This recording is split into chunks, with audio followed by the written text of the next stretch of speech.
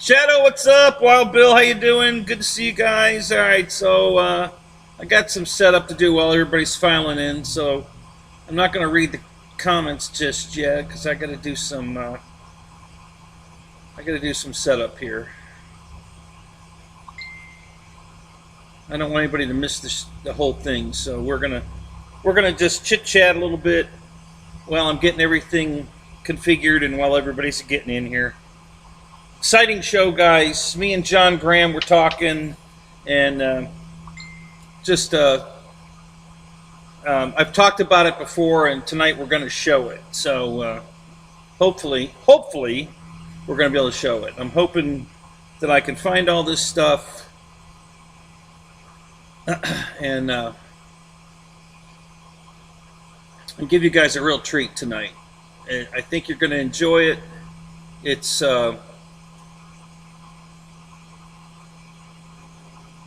very cool. Now, if you're a true airplane nut and love World War II airplanes, then you're going to absolutely love this show today. You're just not going to believe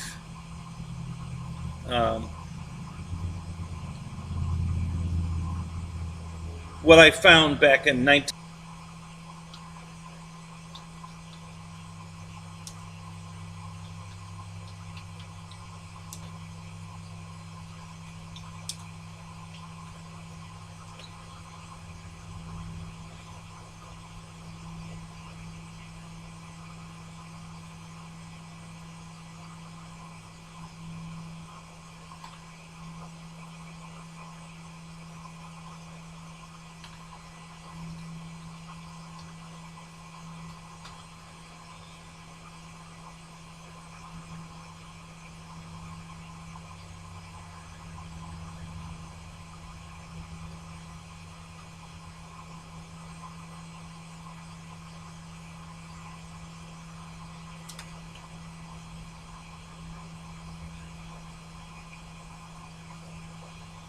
No, that's not it. Damn it.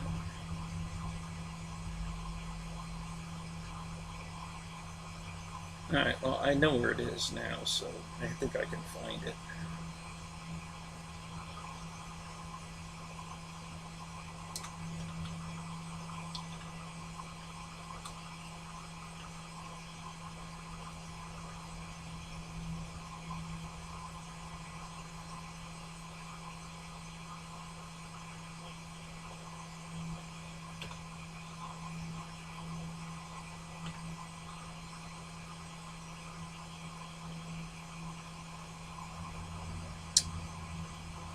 Okay.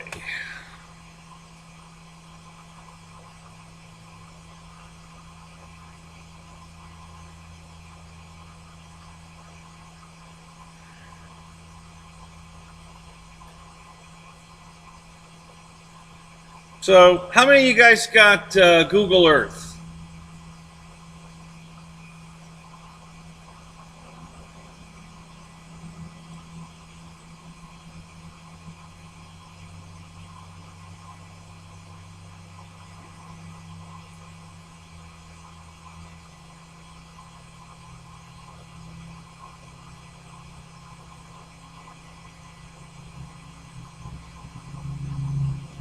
JCB, good to see you. Randy B, good to see you here, man. Oh, this is awesome. GB, what's up? Thank you, Shadow. Man, thank you so much, buddy. Yeah, I'm not drinking nothing tonight because I don't want to have to go pee. It's 30. It was what is it here? It was it's gonna go down to the low 30s tonight. Freeze warning here in Florida. George, what's up? How you doing, man? So yeah, it's getting very, very cold tonight. When I walked into the hangar just now, it was 45 degrees. The heater over here that you guys bought me that I love so much has only been on for maybe 10 minutes, and it's already up to 52. So it went from 45 to 52 that fast. So it'll be very comfortable in here for me in another 15-20 minutes. It's actually already comfortable. But yeah, it's going to be in the low 30s tonight. Freeze warning for tomorrow morning. Yes, it's Florida. We do get that cold occasionally. It might even go. It might hit 29 in a few places, somewhere around there. Can you guys hear this fan? You probably can. I'm discharging a battery, and I'll put it on the floor. I'm just curious if you can hear it.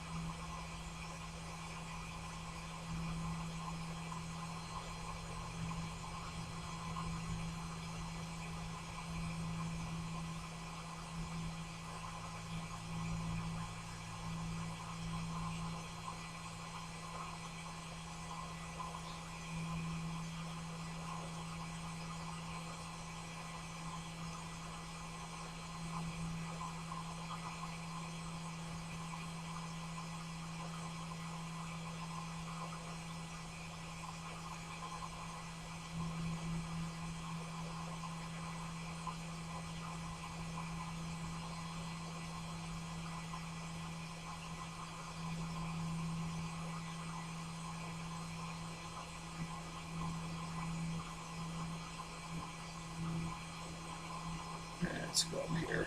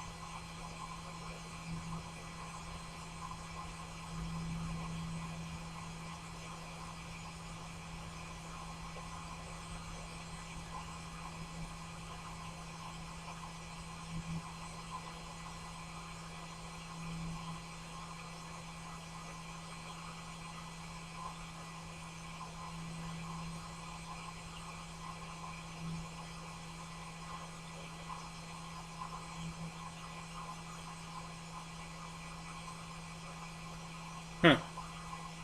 Where'd it go?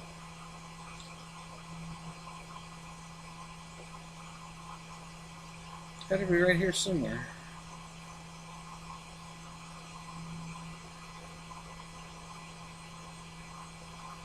I need to pin it on the map is what I need to do. So I don't have to keep searching for it all the time.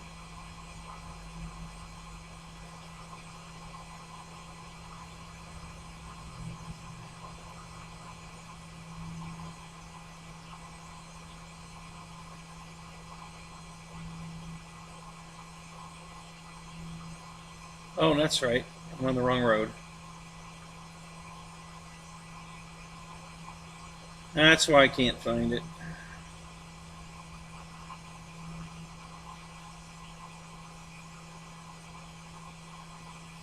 Where'd you go? Where'd you go? Let's zoom back out.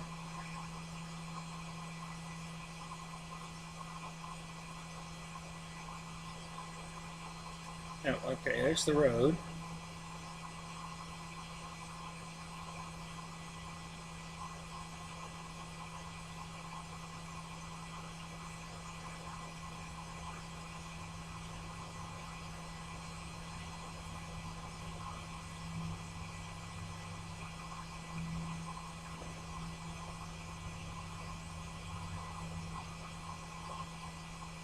Trust me, guys, it's going to be worth the wait. If any of you guys have Google Earth, go ahead and fire it up.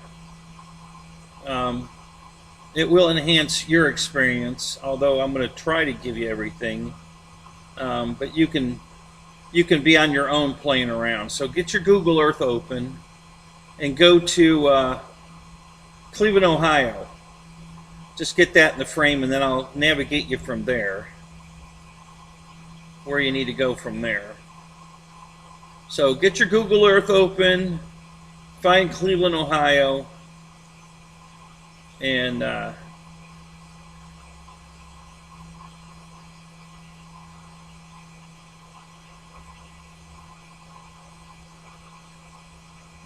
there we go. 87 down here. Da, da, da, da, da, da. I don't think that's...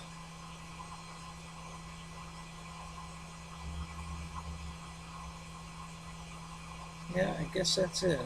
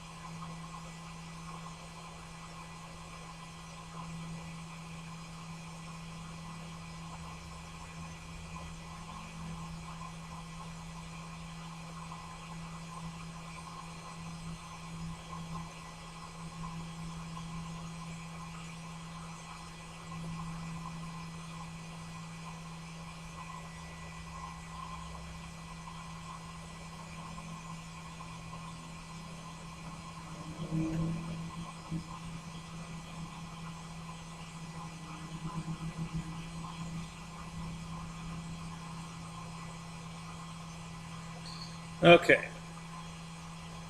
So where are we at? How many guys are guys? 21 guys in here. All right, cool. John, good to see you.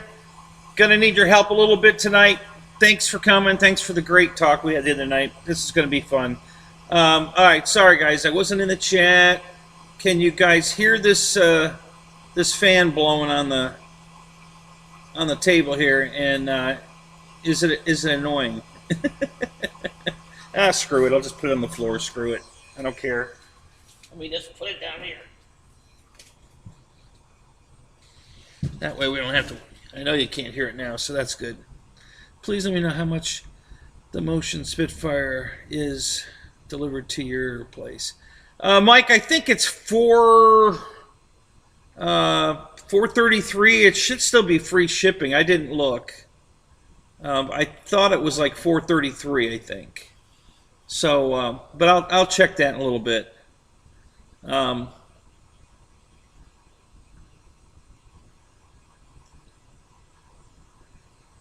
Let's see. So Mike Bird, good to see you.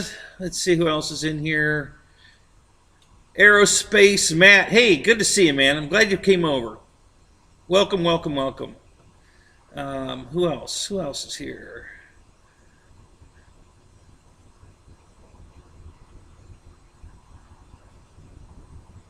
Just reminding you guys, because I always forget, and I admit it, you know, I'm horrible about it. Hit the like button, subscribe if you haven't, please. It doesn't cost you anything. It does help me. And I'm guilty of it too. So I love it when you guys are in other shows and say, don't forget the subscribe button, because that's when I remember to hit it. I don't know why I can't remember to do that. It's just beyond my... Lyndon, what's up? Good to see you, man. David Snyder, good to see you. Mickey, what's up? Who else is in here? Okay, so everybody that's got your Google Earth open and you're found Cleveland, Ohio, let me know. I'm going to tell you guys where to go next. If you haven't, go ahead and do that. Check 6, what's up? Paul McNeil, good to see you, man. And the reason I want you to go Google Earth is so you guys can play around with it while I'm moving on to the next thing. I'm going to try to show it to you anyway, but I want you guys to see it. So here's I'll give you the setup while I'm still working here. So back when I started flying in '73, there was a hardware store in Kirtland, Ohio, that was half hobby shop, half hardware store. And a good friend of mine, Rob Fiffick, worked there then. He owns it now. He bought it. And he told me this story about this guy that brought all these airplanes to his yard in the back of a school bus. And I said, what kind of airplanes? This is all big World War II airplanes, Corsairs and Mustangs and B-25s. And I said, a B-25 in a school bus? Yeah, yeah. And I, so I heard these stories for years. And then when I got old enough to drive in '76, I don't remember if it was actually '76 or '77, but somewhere around there. I went back up to the store and sat down with him, and I said, all right, now explain to me exactly where this guy is. And he couldn't tell me exactly, but he told me some landmarks to look for. He says there's a small lake off the main road. He said it's up by Chardon, Ohio. I couldn't remember the name of it. He said, but there's a road up there with a lake on it. And on the road next to the lake, there's these little cabins. And if you find the lake and the cabins, you're on the right road. That's where it's at. And it took me several hours of driving around up there, and I found it. So I kept going back to it for years because it's just amazing to see. And now I want to share that with you. Now I have my own photos of it, but I haven't found them yet. I saw them when I moved out of my other house in 2014 and moved here. But I haven't refound them. I'm still cleaning up shit, moving out in the garage and stuff. So I'm sure I'll find them. And then when I do, we'll do this again. So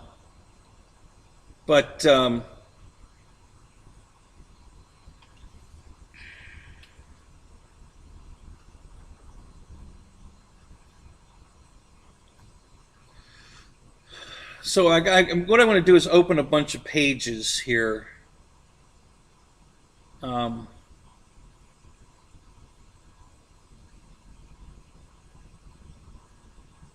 Yeah, this is a good one right here. All right, so let's grab that one. And yeah, let's do this.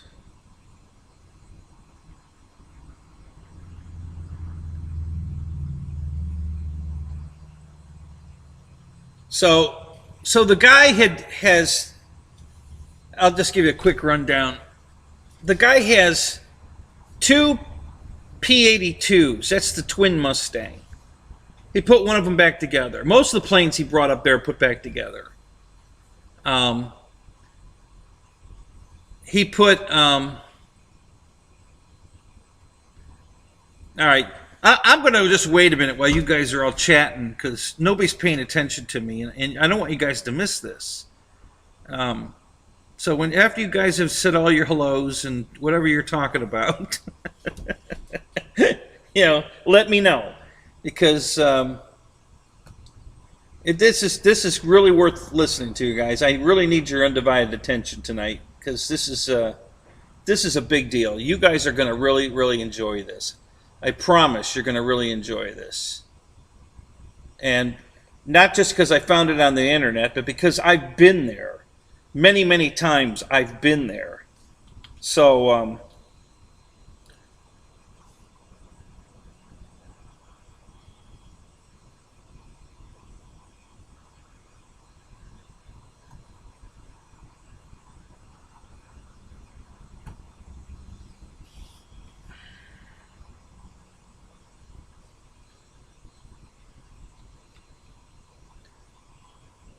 okay, you guys are ready?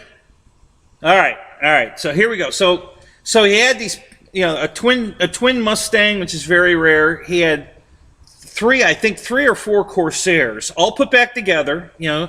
He got them. He bought them for peanuts. I'm going to do a side story just to quickly tell you how cheap this stuff was sold for. There was a gas station, I don't remember where it was. The guy wanted, it was one of those gas stations where it just had the little hut and there were pumps on both sides. And he wanted a B-17 bomber on top of his gas station so that it would draw attention. People would come buy gas. So at that time, the surplus B-17s were selling for $1,000. Yeah, you heard me right. You could buy a flyable, airworthy B-17 for $1,000. Okay? So this guy went and got one. He didn't have a pilot's license. He just, knew how to fly, he thought. And he got there, and they told him it's a two pilot. You need a co-pilot. You can't fly the plane with one pilot. He says, okay. So he went and bought a blow-up doll, and he put it in the passenger seat. Yeah, So that joke in the Airplane movie was kind of a little bit of reality in that. So he got there and he took off, and either he had an engine out or whatever, but he crash landed at the end of the runway. Walked back to the office and said, hey, there's something wrong with that airplane. I just crashed at the end of the runway. And the guys just laughed. He says, that's okay. Just go pick out another one. Right? So he bought one for $1,000 and crashed it. And they gave him another one. So that's how cheap this stuff was going for back then. Now they go for millions of dollars. But back then, they were giving them away, literally. So he got all these airplanes. He wanted to save them from the crusher. Okay, he knew he foresaw the future. The significance of these airplanes in the future and how important they were going to be to our history. So he wanted to save them from the crusher. And he did. He saved a whole shit. He had the only privately owned B-36 Peacekeeper. Okay? And I'm going to show you that. That's why I had you open Google Earth. You're going to see it. And he had two AT-6 Texans, Air Force trainers, so they were in the yellow and blue paint scheme. He had one of the Thompson Trophy race planes, a Corsair, a Super Corsair. Now that was an air race like Reno. You guys all know Reno. Well, Cleveland Burke Lakefront Airport used to run a pylon race there every year back in the 50s, and one of the planes that won the race was sitting in Walter's yard here. I'm going to show you. He bought it. It blew an engine. And instead of just putting an engine in it, it was cheaper to just go to the surplus yard and buy another one. Okay, so he went and bought another Corsair, and Walter saved this one. He had two B-25s there. One was called the guy was transporting wild animals in it, okay? Probably illegally into the country. And he just took a can of spray paint and just wrote on the side of the plane, wild cargo, on the side of his B-25. Well, he clashed it in an airport in Lower Ohio, a wheels-up landing. It wasn't really a crash. It was a wheels-up landing. Did damage to the plane. Same thing, guys. It's cheaper to go buy another one and fix it. So he went and bought another one. He didn't fix it. He went and bought another one. And Walter saved that plane as well. And there's many, many more planes. There's a lot of airplanes here, guys. I'm going to show you here. And so that's how this all started. And this guy brought all these airplanes to his home in the back of a school bus and a flatbed. There were some of the planes that were brought in a flatbed, but I think mostly they were brought there in the school bus. I think he cut the roof off the school bus and it made it a flatbed with sides, basically. Okay, so for you guys following along in Google Earth, I want you to just go over to the search bar over here to the left and type in Walter, W-A-L-T-E-R, Supplata. Soplata, I don't know how you pronounce it. S-O-P-L-A-T-A,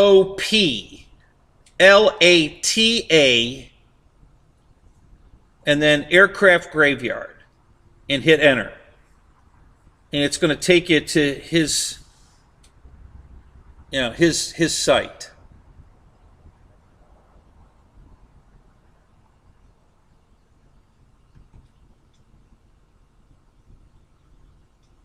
Now, you're not going to be able to see much yet. I'm going to tell you how to do it. And I'm going to show you some of the airplanes he's got. He had 2 F-86s there.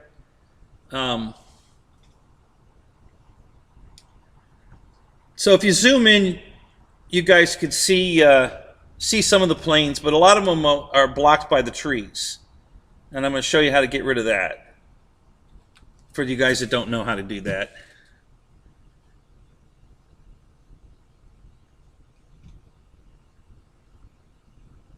So who's there? Give me a thumbs up if you're on Google Earth and you're there with me. In the meantime, I'm going to try to screen capture this in OBS.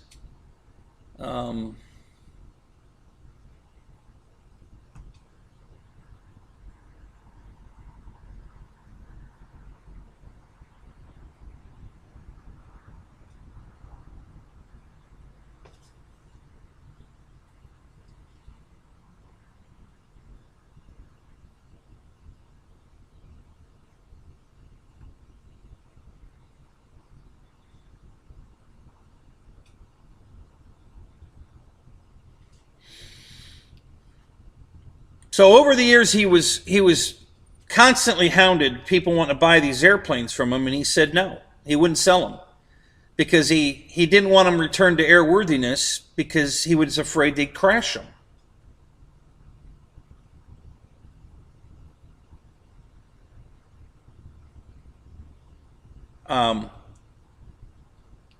So he wouldn't sell the planes.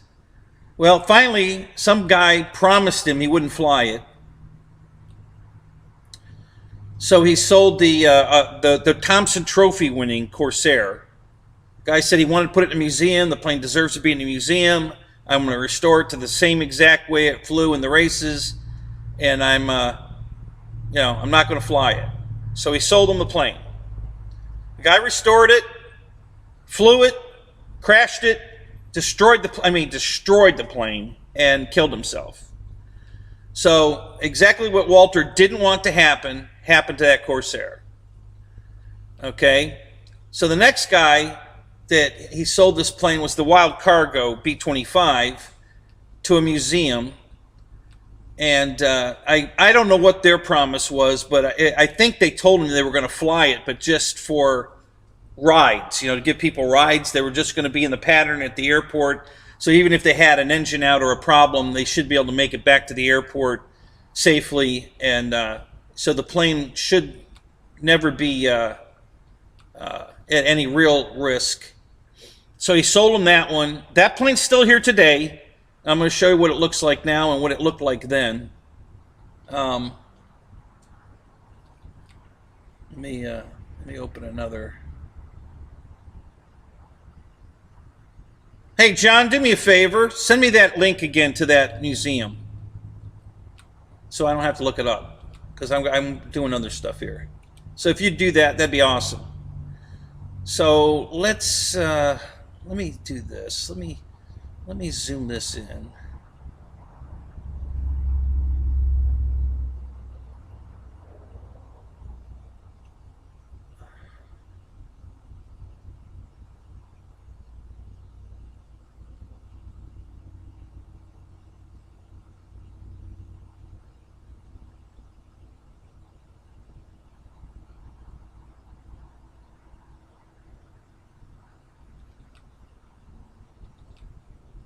Okay, so if I do this,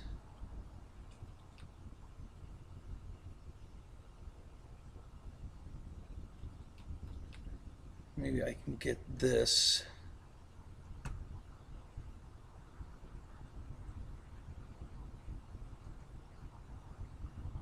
Okay, that's close enough. Okay. So this is a picture, a close-up. Oh, well, let me get back to Google Earth. Hang on a second. We'll get you guys there first.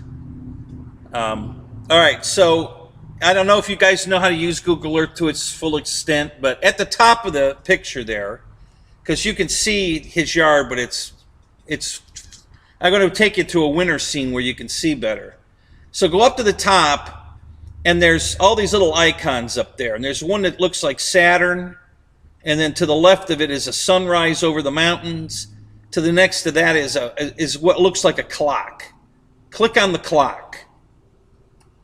Okay? And that's going to open a timeline bar. Okay? So I want you to take that little slider and move it back to 2014, I think it is. Hang on, I'll tell you for sure. And for you guys that aren't on Google Earth, I'm gonna capture this as well. Just give me a minute.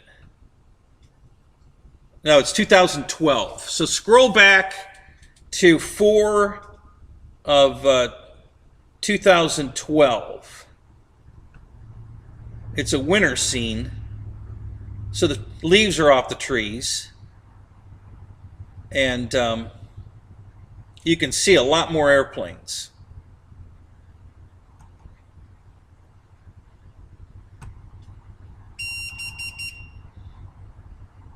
Now, again, guys, this isn't just something I found on the internet. I've been here.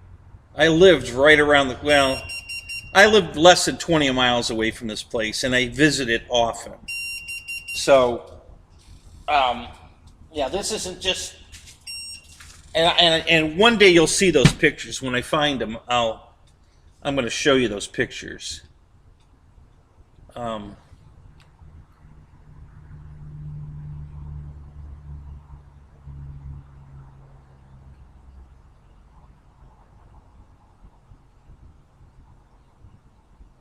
Let me add a window capture here.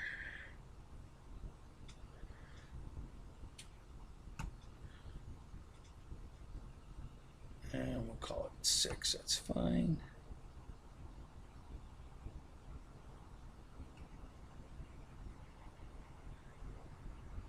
And we're going to capture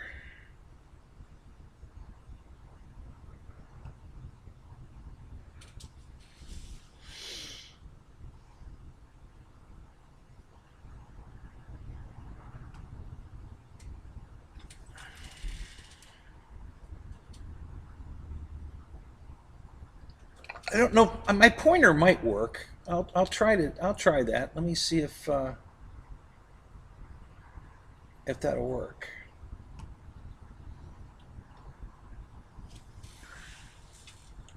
Well, I was desperately trying not to go to the bathroom tonight, but I think I feel one coming on anyway. I'm not drinking, so it won't be an all-night thing.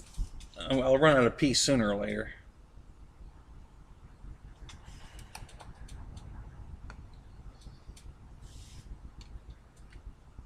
Huh, that's weird. It's not, it brought up the menu on the side, but it's not bringing up the image.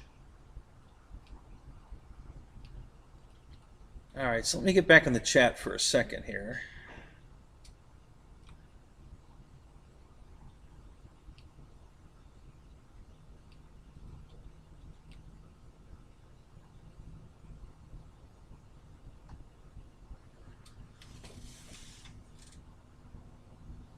Okay, so John Graham's putting up links, guys. So click on those links, and we'll discuss those links.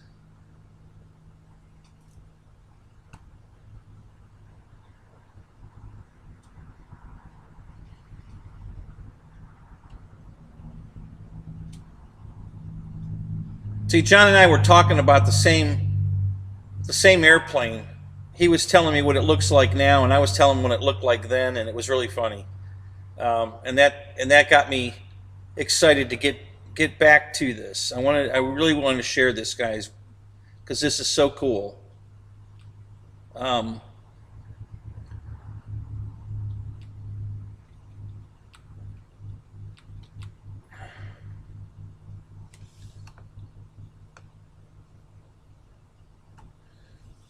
So are any of you guys on Google Earth? Who's on Google Earth with me?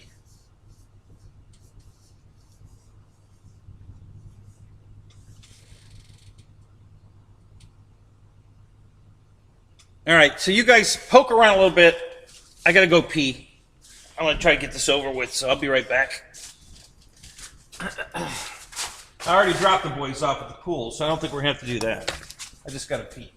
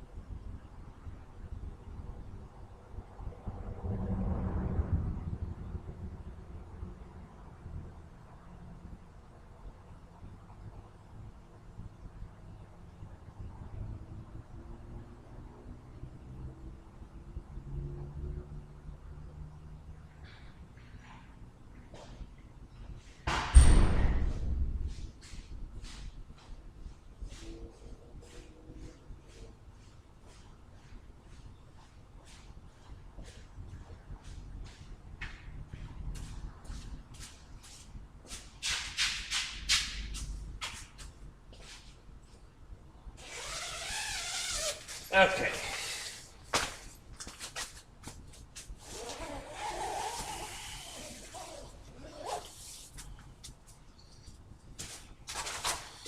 Okay.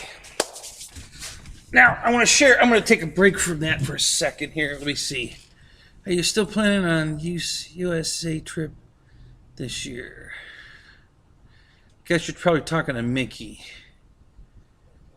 Commercial break time. Yeah. Thanks, Matt.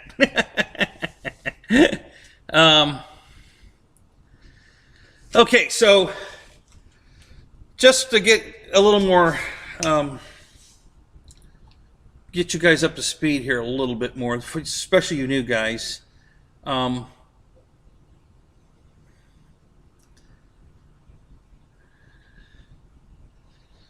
yeah, that'll do it. Okay, so the backdrop behind me is a tent. Okay. And the reason for the tent, and I'm going to share this with you guys because I just took this picture a few minutes ago. So I want you guys to, especially nobody's seen this picture, but some of you know what we're looking at. But you new guys that don't know what the situation is here, I just had this building that we all affectionately call the hangar, and this is it right now. Let me okay, I just took that picture. Let me get a little closer here. All right, so that's what it looks like in my hangar right now. My car looks lonely in there. That's a 94 Impala SS. I could put 16 of those in here. You can see the tire machine in front of the refrigerator to the left. There's another tire machine right on the edge of the picture there. All my airplanes that are in the hangar so far are in the back corner past the Impala. And then way to the right that's not in frame is this tent that we're in. I put the tent in the hangar. And the reason I did that is because I have this big, beautiful heater over here that I bought. And it won't heat that big. You know, it's a 40 by 60 garage. It won't heat it. But it will heat this little 16-person, well, it ain't little, but it's a 16-person tent. And it's 42 in the garage right now. And we're up to 57. Yeah, we're up to 57 in the tent. I imagine it'll get up, I think I could probably get it to 64, you know, by the time, which is very comfortable. So that's why I'm in a tent, because I can't heat the whole garage with that little heater, but I can heat the tent. So I put the tent up in the garage, and that's what you're seeing here. And then the thing that's above my head, to my, well, to your right, my left, is my, my B-25, and that's this. I'm sorry, it's an A-10, not a B-25. Got B-25 on the brain. Yeah, that's my A-10, and I propped it up a little bit so it was more out of the view than blocking my head. So that's what this is right here, and that does something very cool now too that I'll show you later. Got a lot to talk about tonight, guys. It's gonna be a great show. I gotta tell you. Wait till you see this stuff. It's gonna blow your mind. So let's get back to this picture. We'll start with this one.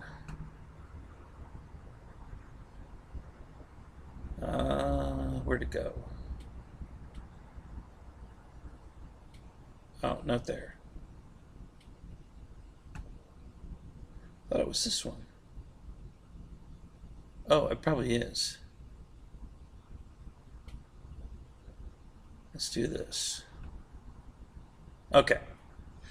All right, so here, this is what the yard looks like when you're standing in it.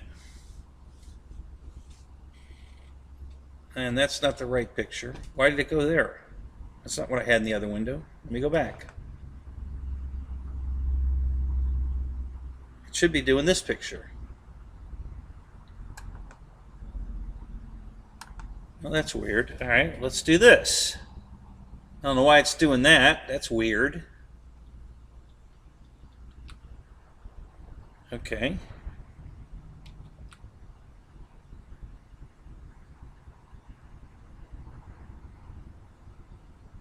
Okay. So, as you can see in this picture, there's a Corsair underneath, you know, the wings. I don't know, I can't remember if the wings are folded or on it, but that's a little metal shed he put over the cockpit to keep the rain out of it. That is not the Thompson Trophy plane in that picture. It's just one of the other Corsairs that he rescued. And on special occasions, he would start one of these up. I'm not sure which one ran. That's a 3-bladed prop one, by the way. And then you can see all the wrecks around it. There's airplane parts everywhere and junk, and you know listen, it's a junkyard, but it's a very cool junkyard. All right. So let me move this around a little bit and see if I can get some of these other pictures up here for you. Okay, here's a good shot. I hope you can see that. Yeah. And does my, no, my cursor doesn't work. I thought maybe I could point this stuff. Okay, but in this picture, the top, that's one of the B-25s up at the top there. And then there's this goofy-ass jet behind it that I'll show you a better picture of that in a little bit. And then this is an A-1 Sky Raider to the left. You know, guys, like I said, he got them all up there in a school bus and then put them back together. You know, a lot of them. There's a lot of planes here that aren't together, but there's a lot of them that were, and these aren't even all of them. This is later in life, these pictures I'm showing you now. There were a lot more airplanes here. There was a P-80 sitting in the back behind, next to that jet to the left, where there's like a tail cone or something laying there. There was a P-80 sitting there all assembled. Okay? And one of you guys that's good at this stuff, go look at AMA magazines from years ago. You know, put in the Walter, you know, Soplata and AMA magazine and see if you can find. They went there and Walter cleaned the whole place up. He painted the airplanes and really kind of spiffed it up for that spread. And AMA magazine did a spread on this place. So if you can find that, put it up, because I would love to see that. I love all you guys to see that, because there's a lot of planes. Now it's going to be way back in the, you know, probably the 70s, the 60s or 70s, I'd say. So yeah, you guys, it's not going to be a recent thing. It was something they did before these pictures, because there's airplanes that are missing. So there's planes that have been sold even at this stage. No,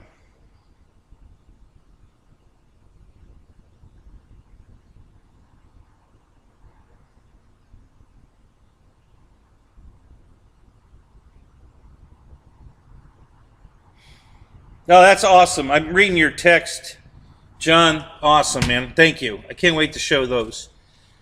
So this is just a very small picture of what is at this field. So let me scroll down here and see what else I can find. Okay, so there's a picture of Google Earth there on the upper right again.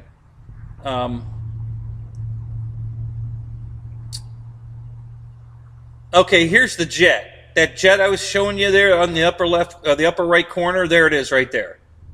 Okay. I don't know what kind of, with that nose gear extended like that, I don't know what the hell kind of jet that is.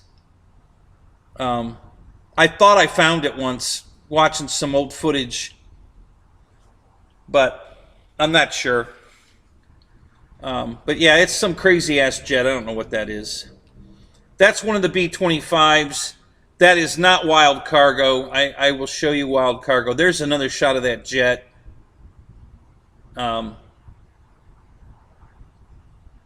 Wild cargo has an 8-ball painted on the nose. So, and it's got the word wild cargo painted on the side of it. So I'll show you it. We got to get to it. So I'm just going to keep poking around in these files here. And okay, so there's a picture of the Thompson Trophy winning Corsair. That's not that's an F2G, a Super Corsair, 4-bladed prop with that checkerboard finish on it. Okay, so that's the Thompson Trophy winning Corsair sitting in a junkyard. How sad is that? Okay, and this is exactly what it looked like when I went there. This is what I saw when I was there in person. And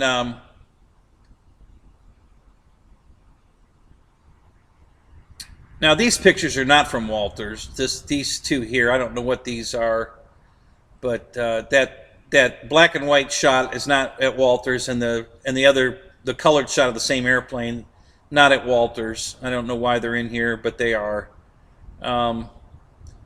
There's another picture of that Corsair under the metal shed. Yeah, so the wings are folded and then the shed's over top of the wings.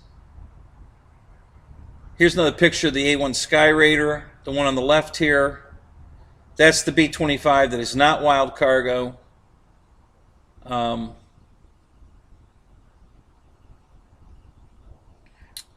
So let me scroll down here and see if I can find some more better pictures of this.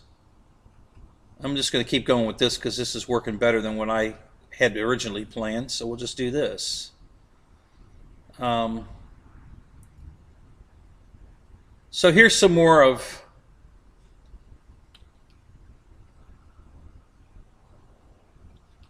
I don't know if that's going to work or not.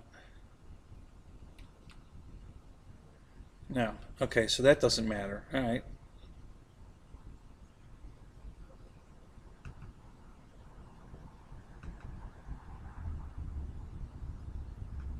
So let's see if I can get it to the left. To the right, I mean. Let's see here. Now, this is a picture I hadn't seen. There's that same Corsair when it first got to his place.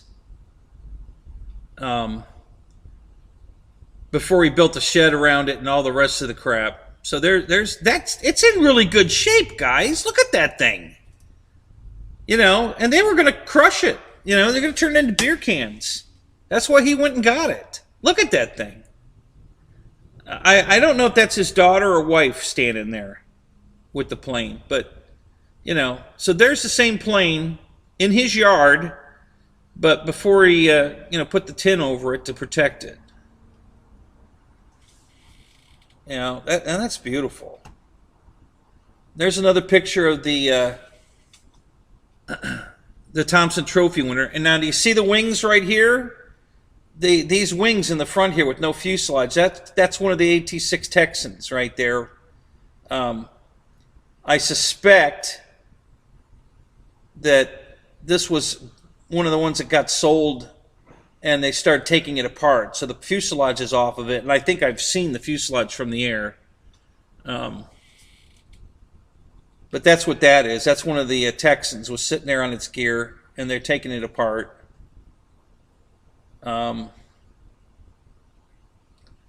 Let's see what else I can find here.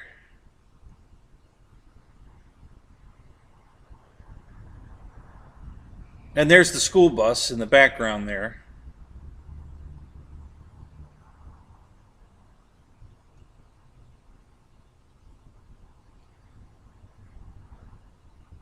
Okay, so this obviously is they're taking the fuselage off of something. I'm not sure which plane. That might have been the P-82. I'll bet that was the P-82. They're taking apart. And that one has returned to flying status, the Twin Mustang. It flew into Sun and Fun in Oshkosh, I think 2 years ago. So that returned to flight status.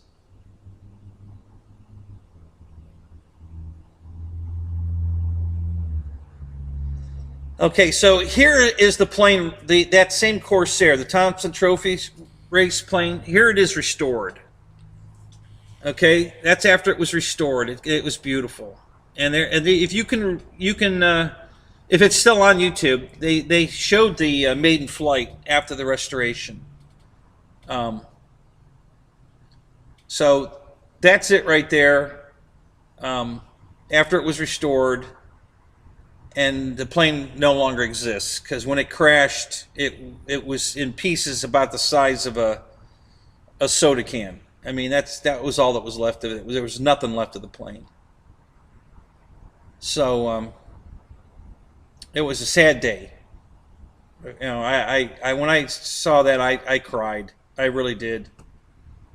Okay,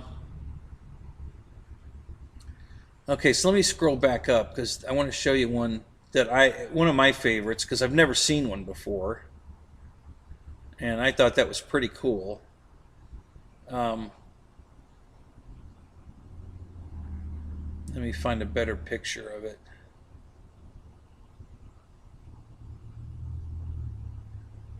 Oh, that's a good picture too. So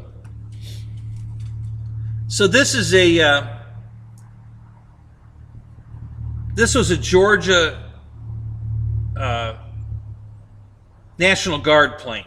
It's an F-86, but it's an L model. So it's got that different nose on it where it's got a radar dome in that cone, and the intake's under it. I've never seen an F-86 like this before. But that's what, and that was out front. And we'll go back to that shot, and I'll show you where that plane's sitting. Let me go back to, let's see. Was there a...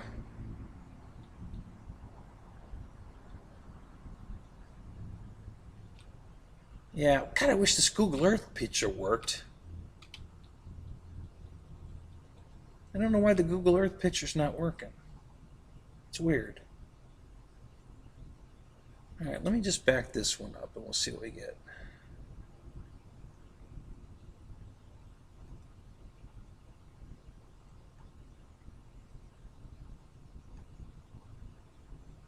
Yeah, okay. Oh, shit, it's not in that picture. All right, hang on a minute.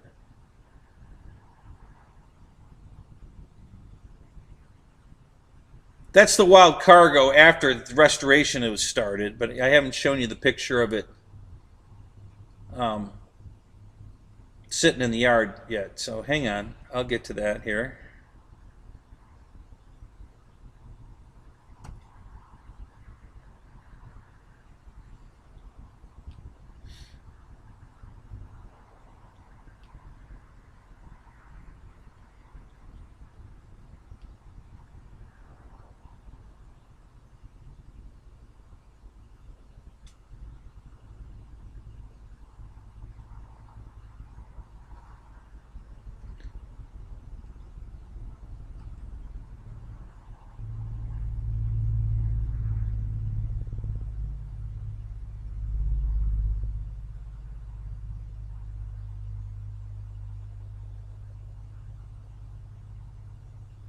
All right, so here's that's the plane sitting in the yard, the Thompson Trophy winner, from another shot, and obviously that was when it first got there because the yard's pretty clean around it. And then this is it restored, and it looks like on takeoff, or either takeoff roll or landing roll. So that's the before and after shot. And again, this plane no longer exists. The guy killed himself in it. And it wasn't even the guy that owned it, from what I understand. Now, listen, this is over 40 years ago, guys, so some of my information might not be totally accurate, you know, so don't shoot the messenger. I'm going by memory and what I've read and stuff, so some of my information could be wrong, but I know the guy's dead. I don't know if it was the owner of the plane or the guy that restored it. The info I got was the shop that restored it. It was the guy that owned the shop was the guy that was flying this thing all over the country, and I believe he crashed that at Reno, but I wouldn't swear to that. But I heard he was either doing aerobatics with it or he was racing it when he lost control of it and crashed and killed himself and destroyed the airplane. So I think that's the story. Now I'm trying to find, I wanted to show you the overhead shot of his property to show you where that F-80, where this plane's sitting. That F-86 there. And then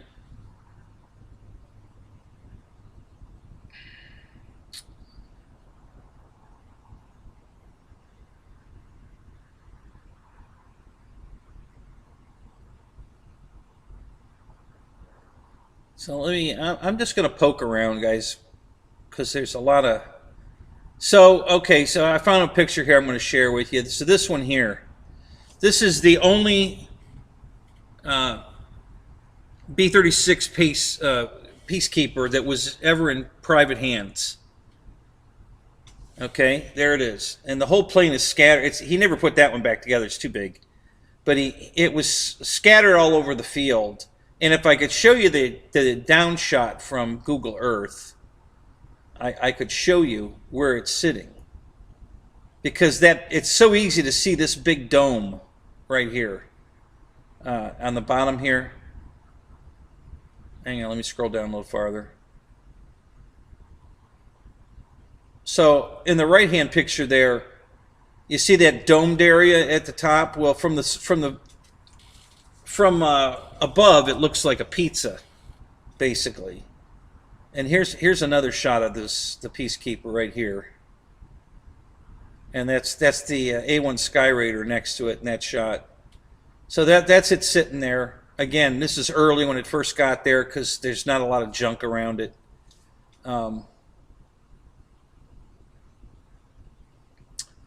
Oh, and I forgot about this one. Okay, so I'm going to stop here for a minute, let you guys look at this, and then you explain to me what it is. This is that, I think it's called a Vulcan or something like that, the picture on the left. You know, with that crazy windshield, with all those veins in it.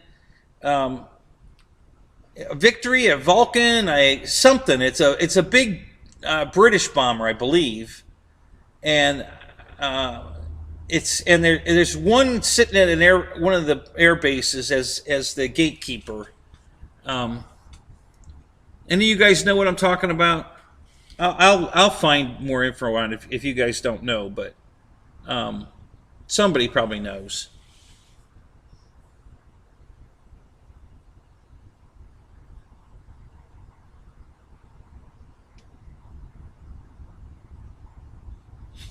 So which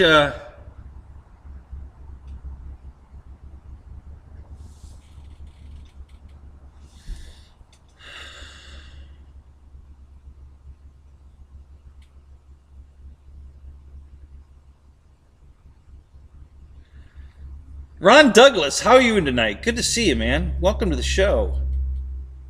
Yeah, anything you can contribute, man, jump in. And thank you. That's it. The Avro Vulcan bomber. Yep. So that's what that is. So he had one of those there. I'm telling you, guys, this was the most amazing place I've ever been. It was so cool to walk around these airplanes. It was just amazing. It was just amazing. You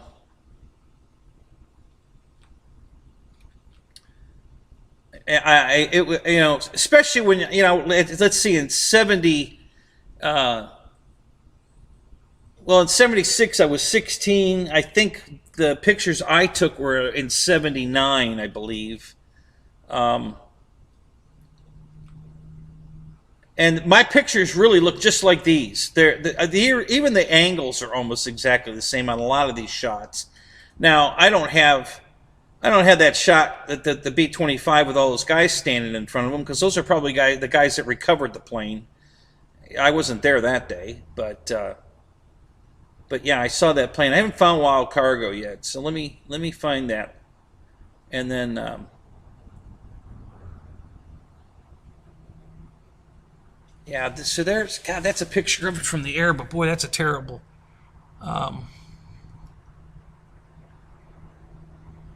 Yeah, I can't pinpoint the planes I want to show you in that picture. I'll get a better one. We'll find a good one, or I'll find a way to make Google Earth. I can get Google Earth on there. It shows the screen and the menu, but it won't show the graphic that's up. I don't know why. It's weird. Roach Coach, what's up? So listen, guys, I'm not at all watching the chat. So if you happen to say hi and I didn't say it back, it's because I'm too busy navigating the pictures you're looking at, so I can't see the chat. So I'm sorry for that, but trust me, I'm glad you're here. You know, I see we have 26, 28 people in here, which is awesome. I'm so glad you guys came, because I really wanted to share this with you. This, like I said, this is one of the coolest things when I was growing up that I had ever seen. And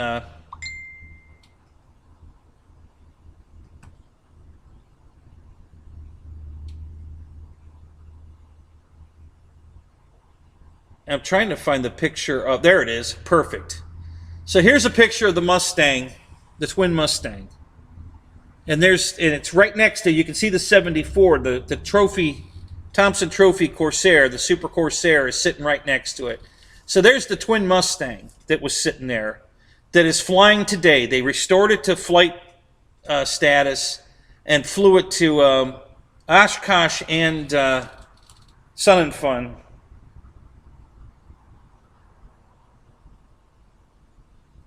Is that the Cutlass, John? That's the jet, right? They nicknamed that thing the Gutless.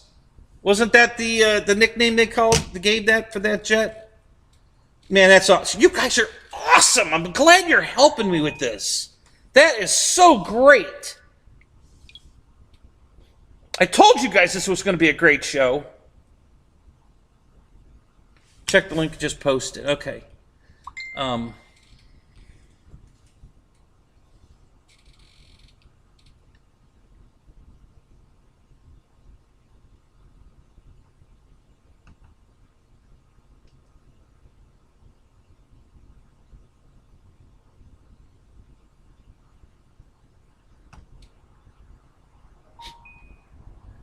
Yeah, that's what I was watching a documentary on this plane.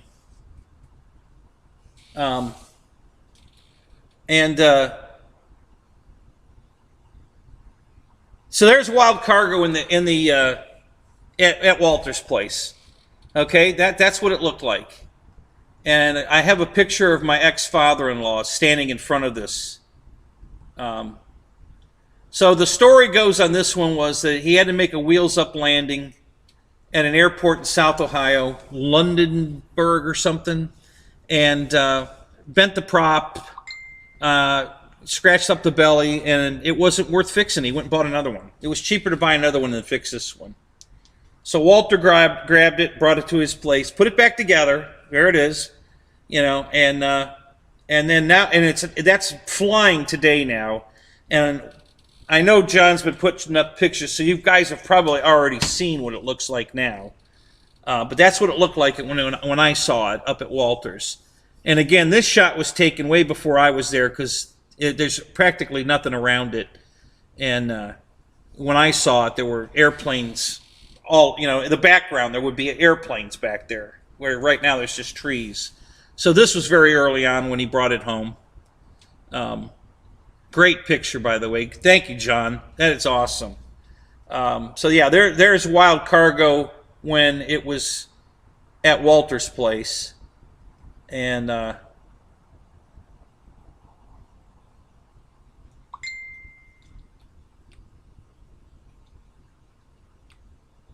so yeah, just click on John's links.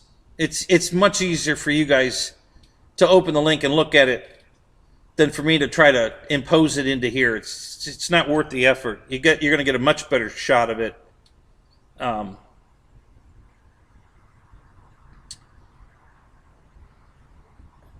Just opening his link.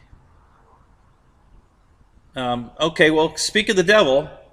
Okay, so there it is. There's a front shot of it there. And there's the twin Mustang over there to the left on the bottom there. I'll pull that down.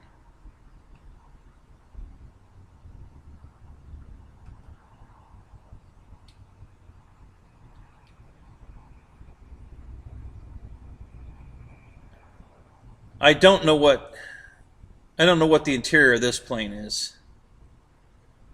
Anybody got a guess?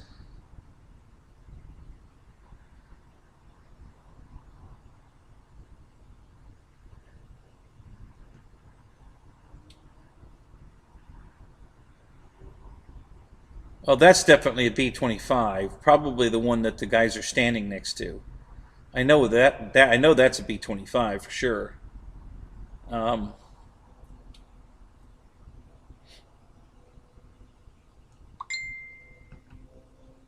You guys are pinging me. I'm getting all these pings. There's the Sky Raider. Boy, it looks better there.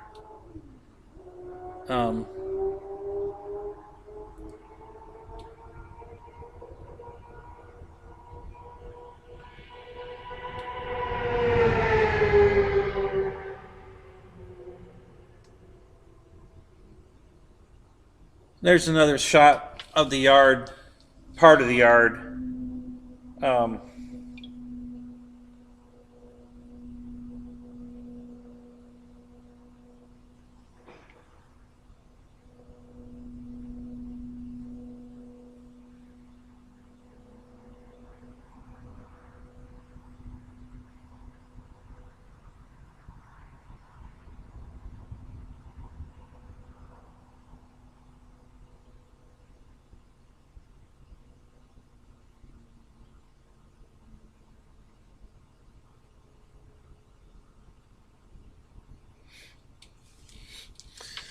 Okay, so let's see what else we got here.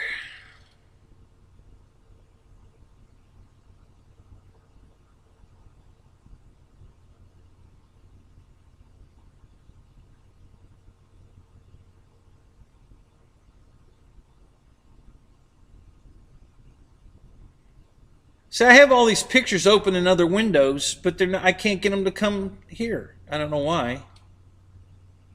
So here's a shot. Well, you've probably already seen this, but I'll put it up anyway. So that's how Wild Cargo looks today. You know, when they restored it, they did a beautiful job restoring it. The plane is gorgeous, and they fly it. But like I said, I don't think they're going all over hell and back. Maybe they may be gone. I would assume they took it to the Normandy reunion that they do every year, the Doolittle reunion thing. But I don't know for sure. Um, but I love the nose art. You know, that's a bamboo cage with the girl in it.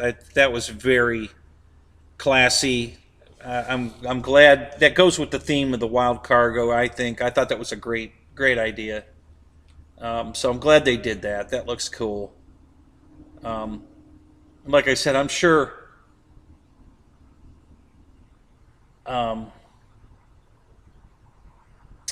John put up better pictures than I have access to. Um,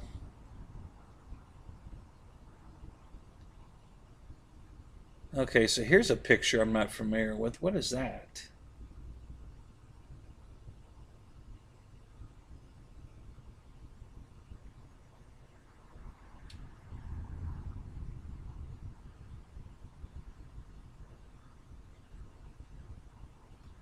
Here's another picture of Wild Cargo. Um, okay, so here's a unique picture. Oh, and I skipped over one I wanted to show you. No, I'll get back to it.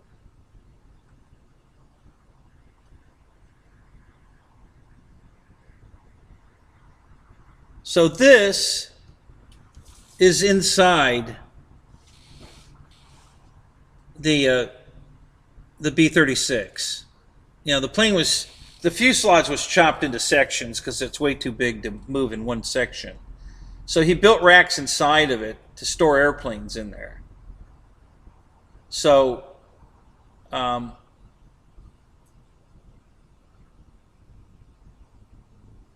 I'm not sure what that is. I think it's one half of the other P-82 that he had. He had two of them.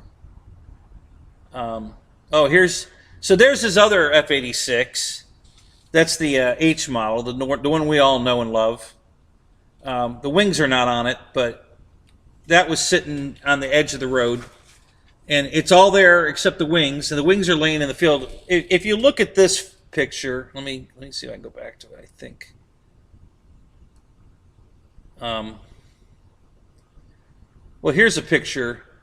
Yeah, this picture here. There's the planes in the racks inside the body of the B-36. Okay, so that's it was disassembled in pieces big enough to haul it. And then he used it. He put racks in it so he could store airplanes in it. Here's another picture. Well, let me go down. Let's see what else we got here.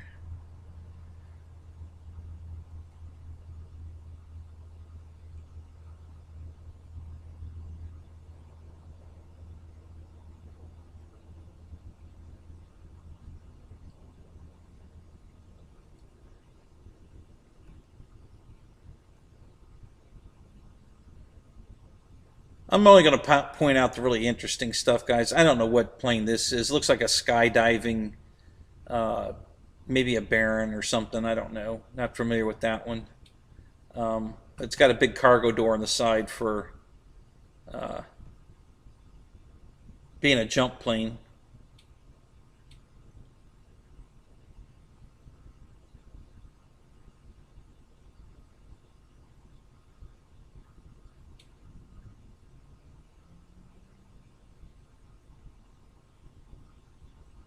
So this is a picture of Walter standing next to the Corsair.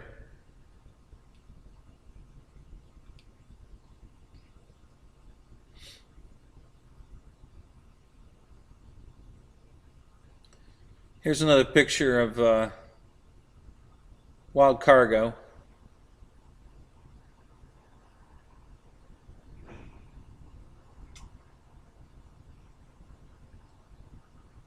And that's the Cutlass there. That jet, piece of crap. I'd never seen a nose gear that long in my life. It was crazy.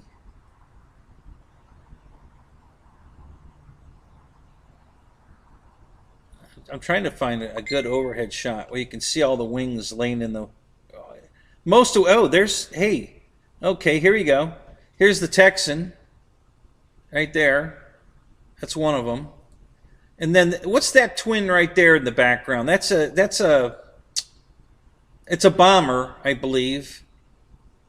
Past the Texan and that shed, there's that light yellowish green plane. It's a twin something. I don't know what the hell it is. You guys, anybody know what that is?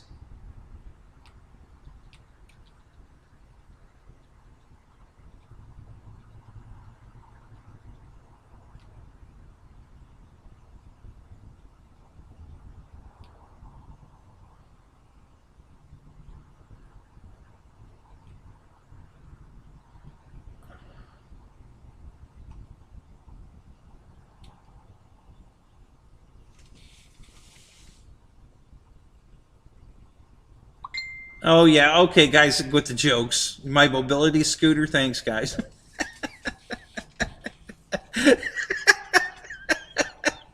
Oh, my God. You guys are hilarious. All right. So, are you guys enjoying this? Give me a thumbs up. Are you liking what I got here? Is this cool or what? Let's see some emojis. I want to know you guys are enjoying this. Thank you, Paul Ballard. Yeah. Thank you, man. Appreciate that.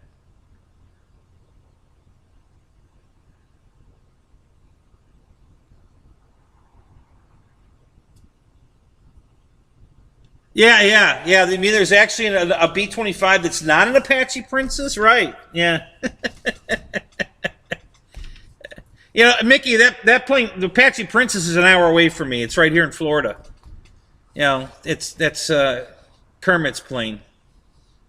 So yeah, and it happens to be the same theme on my LX B-25. It's Apache Princess. So, all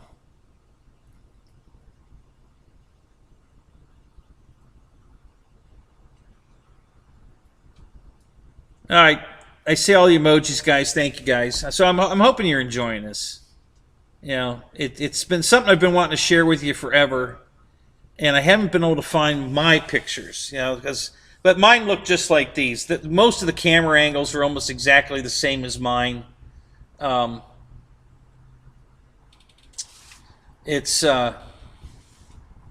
yeah, you're really not going to see anything different other than I have proof that I was there. The pictures were taken in roughly the same era, the time frame when I was there.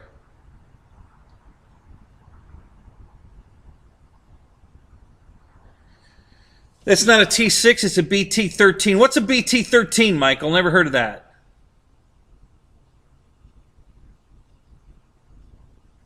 Fred, what's up? Yeah, what's a BT-13, Michael? I don't know. I'm not familiar with that. I think the one next to it, there were two of them parked there. They weren't identical. I just assumed the color scheme and everything, and my knowledge of airplanes back in when I was 18, 19. I thought that's what they were. Yes, that's gunfire. Mr. Automatic Weapon Guy's out again. One night I'm going to go drive down there and find out where the hell the guy is. Find out what the hell the deal is with all the gunfire.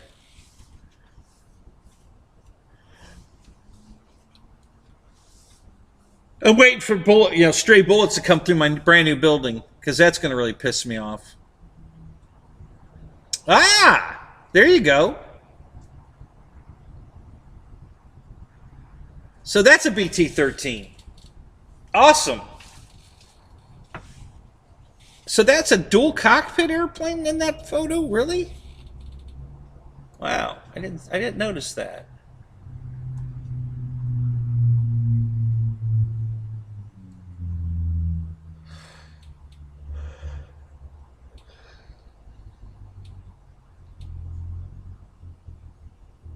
Sounds like the hood, yeah.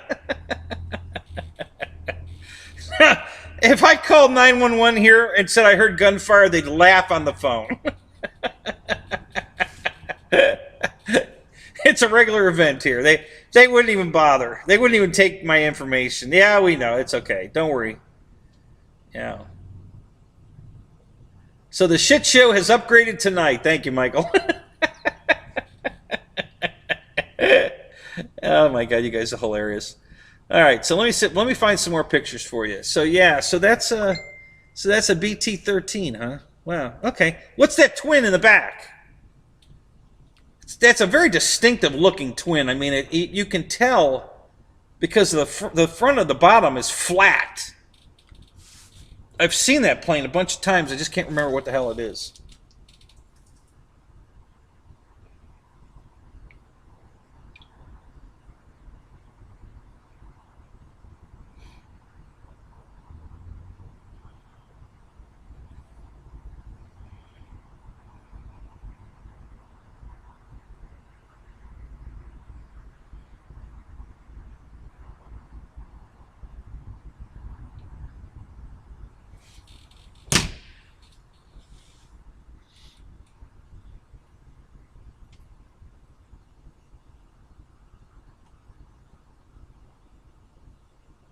So in this picture, I don't know what that nose cone is off of.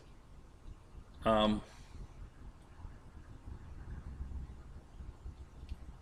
then there's another picture of Wild Cargo there in the black and white Wild Cargo picture. They're taxiing it back from one of their things. I'll put it in the foreground here.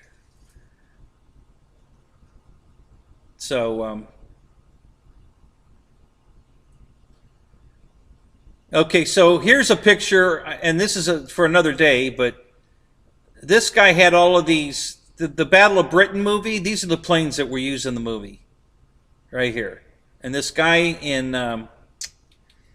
God, where the hell was he? I forget. He died, but he sold all of it. He finally got this stuff sold. He was storing it forever.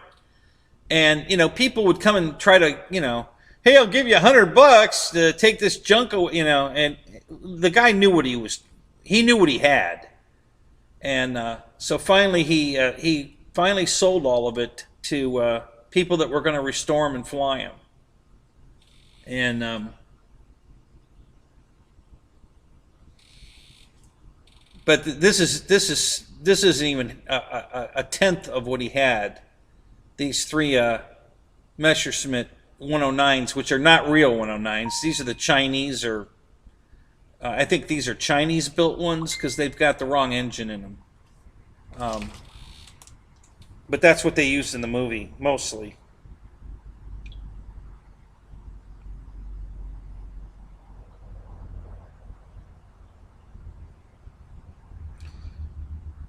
A Vickers Wellington? I don't know. Is that what it is? All right. How about that, guys? Does anybody know what a Vickers Wellington is? Maybe somebody look that up and post a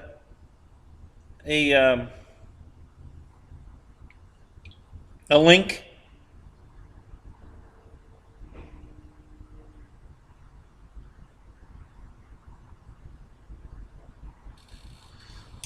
This guy looks really familiar. Whose picture is this? Does it say in the...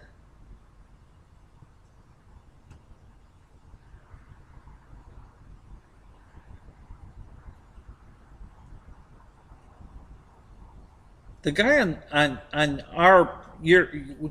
guy on the right, in the white shirt, he looks familiar. I'm not sure where I know that guy from, but I think I know him. He's probably the pilot that killed himself in that plane. Oh, I found the P8, the P80. So okay, so here, okay, so there's the P80, guys. You see where it's parked? That's the Cutlass on the right, and Wild Cargo on the left. And look at that P80 sitting there. That was repaint. He painted that up for the AMA shoot.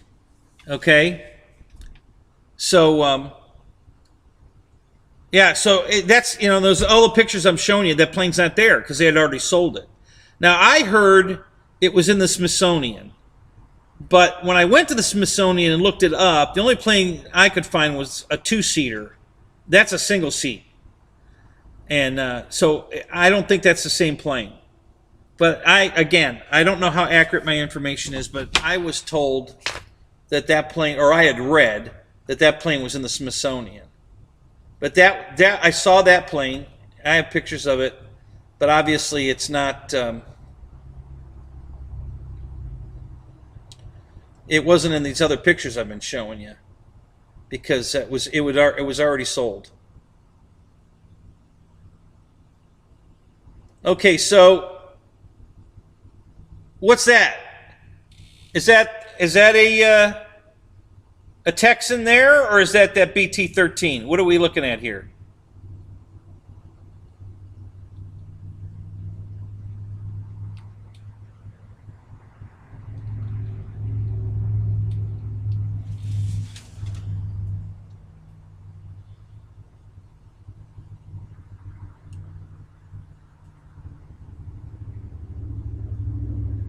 You don't know how to use emojis, you're old? That's all right, Paul. My computer's old. It doesn't know how to use them either. You know, when I click them to put them up, if I click more than like 7, it won't print the rest of them. You guys have put up 30, 40 emojis. My computer will not let me do that. I do not have enough memory, you know, video memory space to put up that many emojis, because they take up a lot of room. Emojis are really slow computers down. So you think it's a BT-13 also, John? Okay. See, that picture I thought was of a T6, but obviously I'm wrong. But yeah, that to me I thought was a T6. But I think that one was parked right next to the other one. There were two of them parked right together. The Texan wing is different. Okay, all right, cool.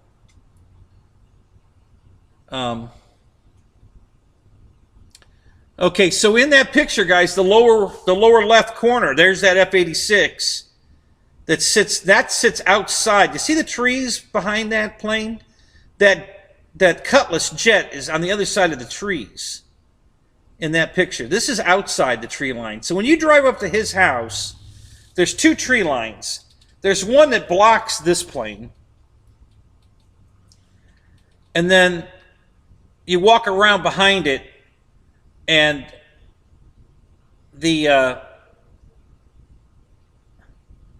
and then you get to see the whole kabam of all the airplanes. But when you get in this far, the only plane you can see is that one. You know, and that's how that and a nose cone that if I see it, I'll show you. The nose cone was in a lean-to next to the house. It looked like an oil. When you're driving up, it looked like an oil or a propane tank. You know, until you got close and realized it was a nose cone. But by the time you got close enough to see it was a nose cone, you could see this plane. And again, another completely reassembled, both on its landing gear, both wings on it, sitting out front. Georgia Air Guard on the side of it. You know, one of the most complete planes on the field.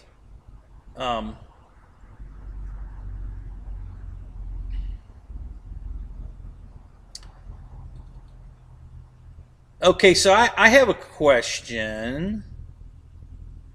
If this is the Cutlass, those two winglets, you know, or vertical stabs in the back there, they're not on the plane that we're looking at, are they? The wings are folded. But these winglets back here, the vertical stabs, are not on the plane, are they? Let me go find that picture again. We'll take a look.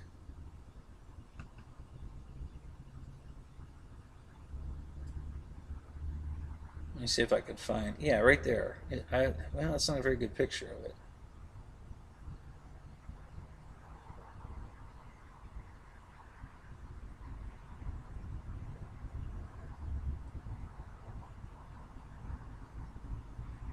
Yeah, actually, maybe they are. Maybe, yeah, I guess that probably.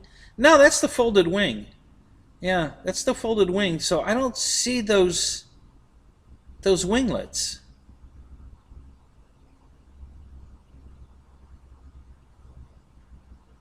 You know, the vertical stabs.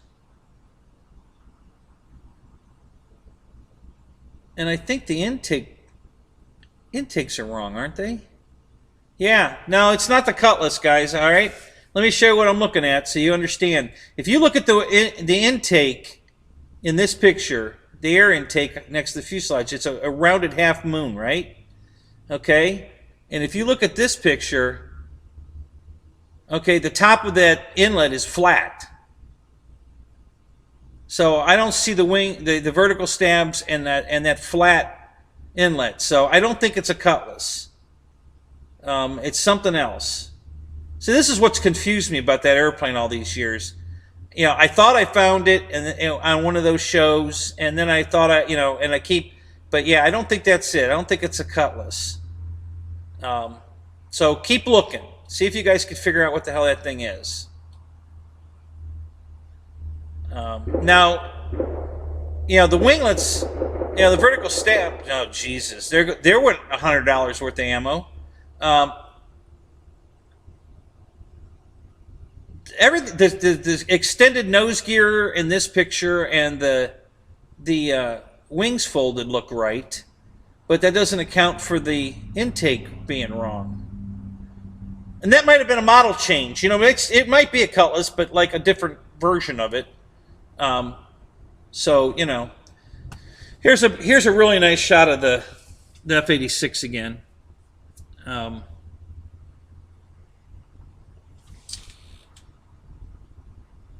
And I think what I looked up, it said it was an F-86L. So I don't know what L stood for, but I'm assuming that's some kind of radar dome on the nose to block. You know, it blocked half of the intake.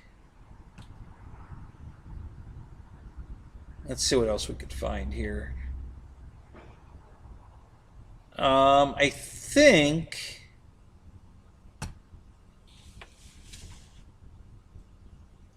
that's a shot of the Sky Raider from behind, I believe.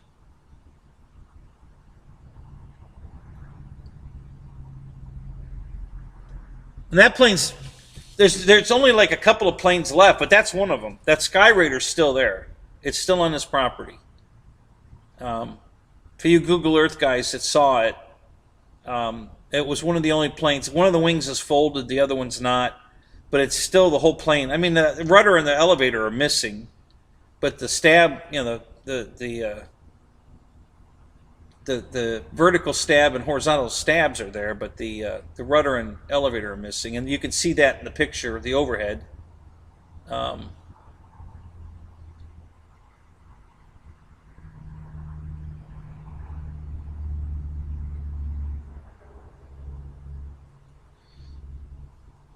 All right, so let's see what else we got here.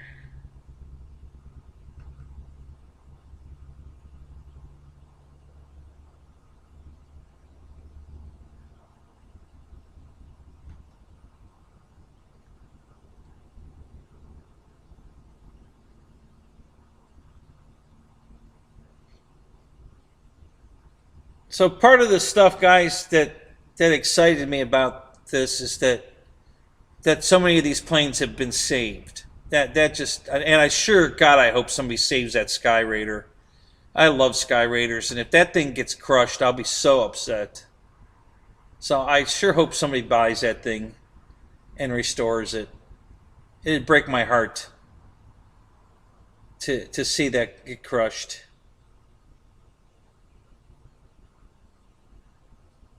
So I sure hope somebody fixes it, buys it and restores it. Let me see what else we got here.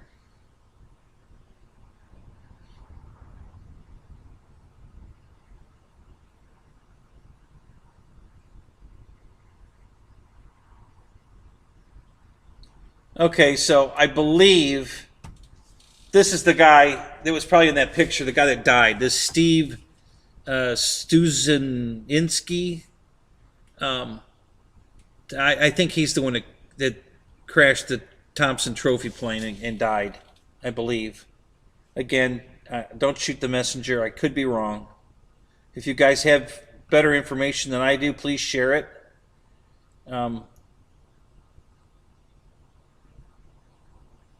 So here's just a candid shot of more of Walter's place.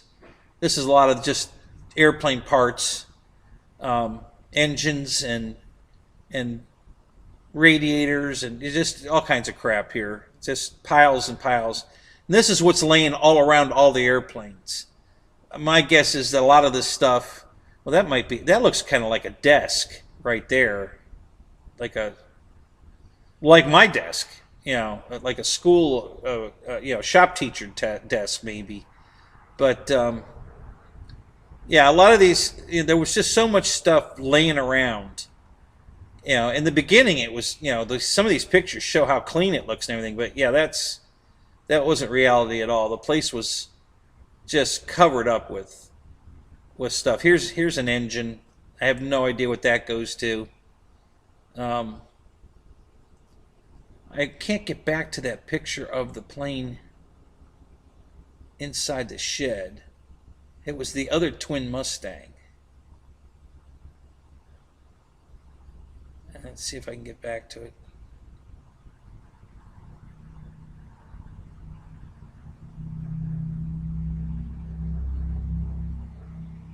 And it was pretty obvious what it was. Here's another one of the Corsairs. No, maybe not. No, that's probably the Sky Raider, actually. It's funny, they keep folding and unfolding that wing. Okay, so here in this picture, okay, there's the Sky Raider with the wing folded. So that wing must go up and down pretty easy, because half the time it's up, half the time it's down, And you can just see all this stuff, engines and fuselages and wings that are laying off, and yeah, just crap everywhere. Kind of looks like my place. But the crap I have laying around are not airplanes.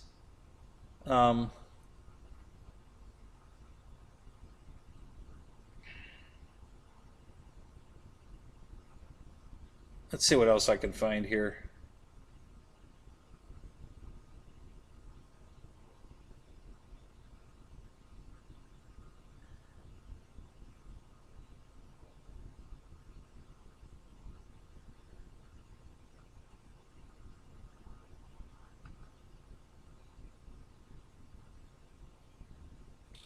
All right, let me go back here for a second. I want to see if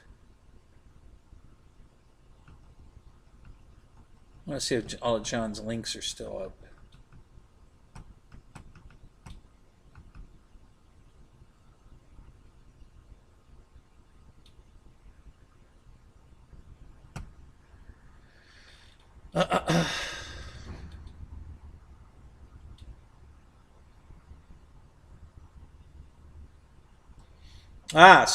So Jeff in Lower Alabama put up the Smithsonian page on Walter. So that's cool. A little story here. There's a story out there, and this might be it. I'm not going to read it. I ain't got time for that. But there's a story out there from Walter's son. with pictures showing them picking up the B-25.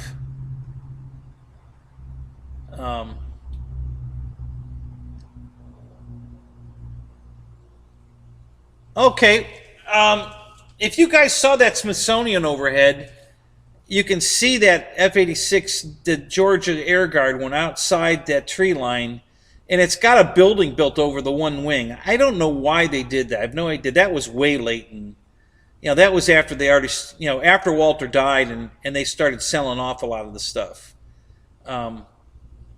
So I don't know why they built that shed over the right wing like that. I have no idea why they did that. But yeah, that's so if you guys saw the Smithsonian shot and saw the air shot, and again, see, this is later because that P-80 is gone.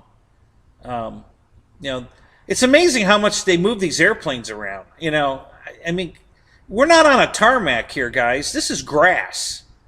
Having a tug pull these planes around, move them around with probably flat tires and shit. I mean, it's amazing that they can move these airplanes around as easily as it seems they can, because I sure have seen a whole lot of them not where they were when I saw them.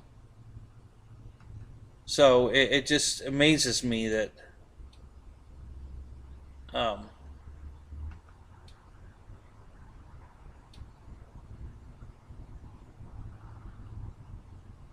yeah, so this looks like this is the son writing this thing. It's not the story of the with the pictures of him. That story's out there. I don't know if you guys found it or not, but his son wrote the whole deal about how he got Wild Cargo. Where they went and got it, how they took it apart. There's pictures of them, the four of them, husband, wife, daughter, son, all working on this airplane, taking it apart so that they could bring it home. So I'm sure at the time they weren't thinking they were going to be millionaires collecting all this, at that time probably junk to everybody else. But I guarantee you they're millionaires now, because I know they made a lot of money on these planes that they sold.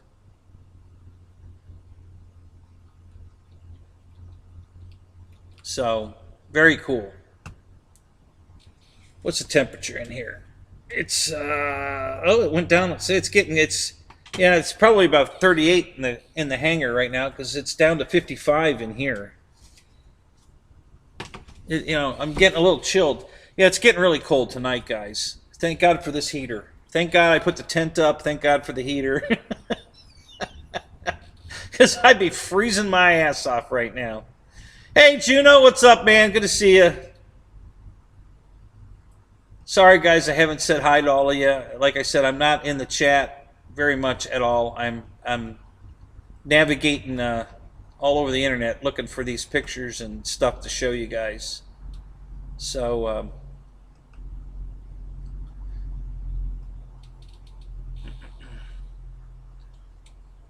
he's got a C-40. I'm sorry, C-37. Oh, there you go. Now that Vicker Wellington. No, that's not it. The nose is too long. The one in that picture I've got, the nose is like just ahead of the propellers. I mean, it's a real stubby front nose. So yeah, it's not this Wellington that you put up. That ain't it. Yeah, it's got a really, really short, stubby nose on it. I can't remember what plane it is. It's oh,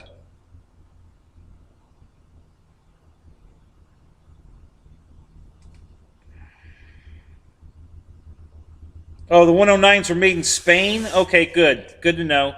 Yeah, so those ones I showed you from the Battle of Britain were made in Spain. I thought they were made in China, but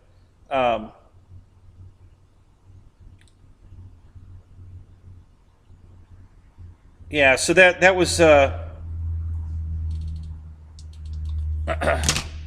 so there, for you guys that really know what a 109 looks like, the exhaust ports on a real 109 come out the bottom of the plane. and not the bottom, but the side, on the side where these are all the way up at the top of the cowl, and the nose is stubbier. The regular 109 has a longer nose, and the exhaust tubes are down low, low on the sides. So it's very, for anybody that knows the difference. The rest of the plane looks right. I mean, the wings and everything look correct, canopy and everything, but the engine cowling and engines are totally different. So the real 109s don't look like those. But hey, it was a movie, so show them the birdcage Corsair. All right, well, let me finish up with Walter, and then we'll go to that. In the meantime, grab that link again for me. Show the bomber again. Okay, let me see if I can find it. Let me look real quick here and see if I can find it. There's so many. There's a lot of pictures here and I'm really glad there are.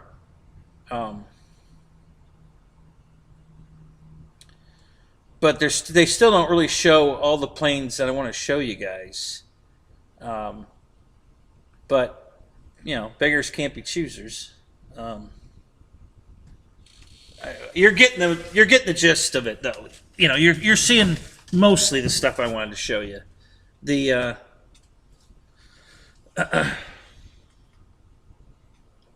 And put that museum link back up again, where Wild Cargo's at, so that the guys can see where that is.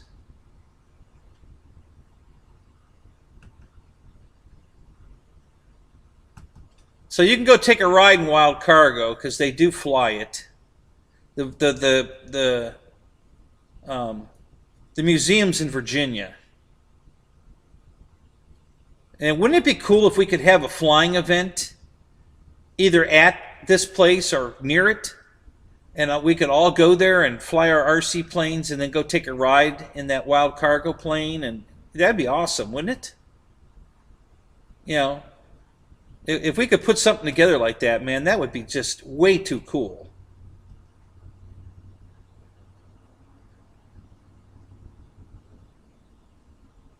Okay, so this is all Corsair stuff mostly, and Wild Cargo. Let me go back some more. See if I can find some of this other stuff. Oh, there it is. Okay, so here's the picture again. Okay, so you see how short the nose is, John, to the propellers, and that canopy area there is very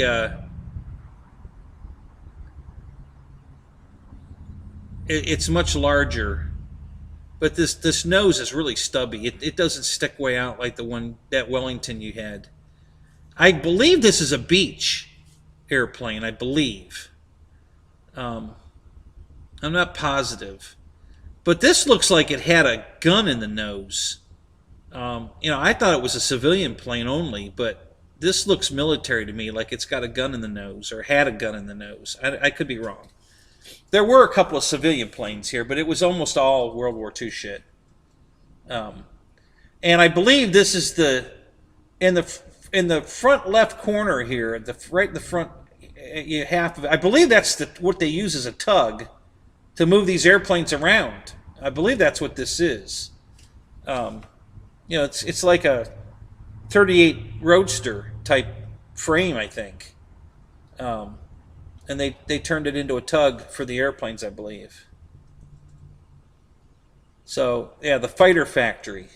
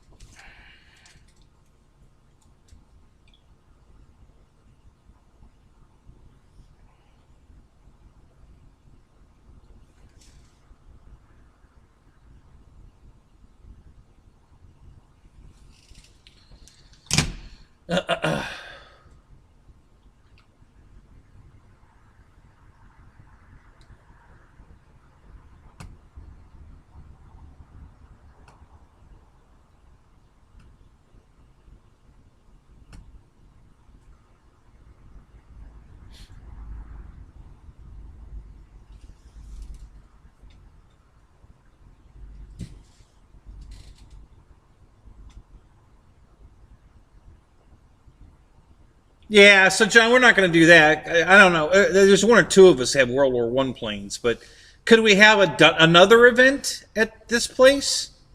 You know, do they? Is that all they do, are World War One stuff, or could we get them to do a second event sometime else in the year? It doesn't have to be in October. You know, it could be July, whatever, and do a World War Two event.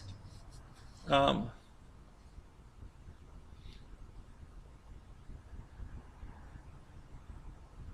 you out of here, Wild Bill? All right, man. Thanks, man. Have a good night. Glad you came. Hope you enjoyed it. I know these other guys are still watching the football game because that's all they're talking about in their little chat room over here.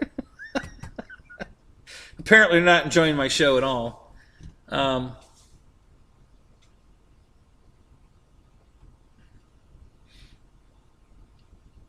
Apparently, it was truly the shit show for them tonight.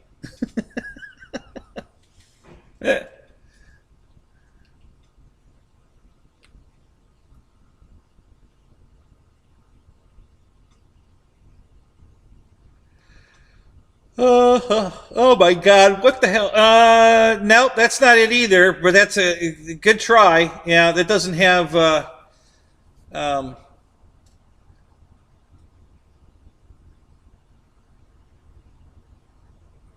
Take a look at Beechcraft stuff, John. I'm pretty sure it's a Beechcraft something.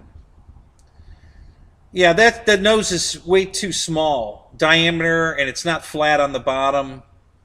Um, and I think the canopy area is too roundy for this plane. I don't believe it's that. It's roundy like that. I don't believe.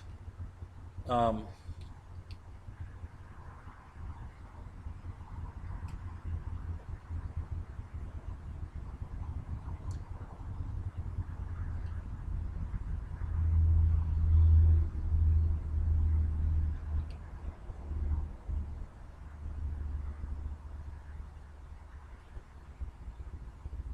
I don't know why, but for some reason I think it's a.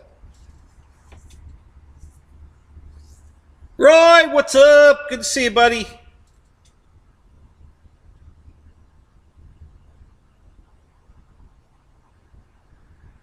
Yeah, Fred, I know. They're still talking about it. My phone keeps pinging over here. Yeah.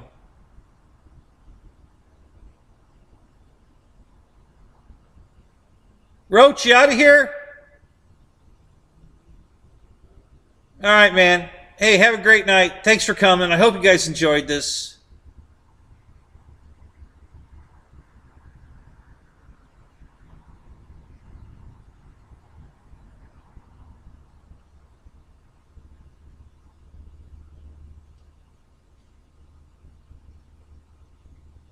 Yeah, that's a technical term. Yeah, roundy.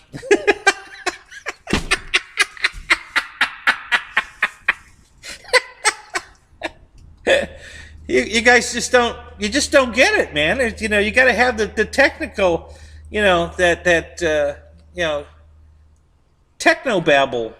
You know, did you guys go to school or not? Roundy. uh, oh, you guys kill me.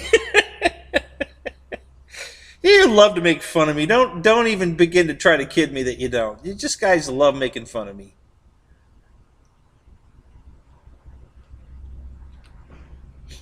All right, let's see what else we can find. Yeah, so yeah. I wish I could blow that picture up so we could get a better picture of it.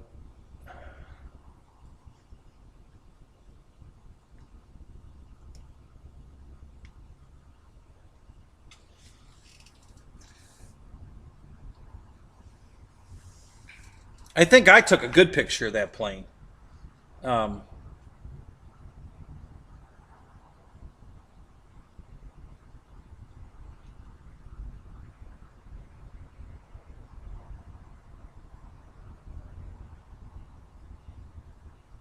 wow. Holy crap. These are some good pictures. I just stumbled on some really good pictures, guys. I don't know if I can put them up. Let me see if I can get this up. Let me go here. Let's see if we can find that.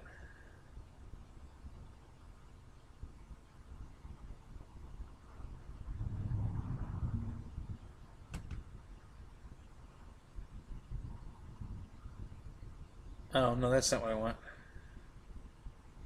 Hold on, hold on. Let me go, let me put this back up for a minute.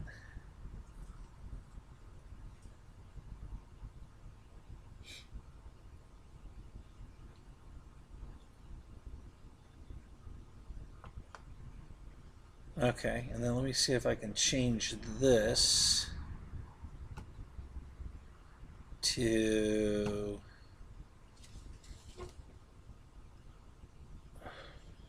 Yeah. All right. Let's see if we can do something with this.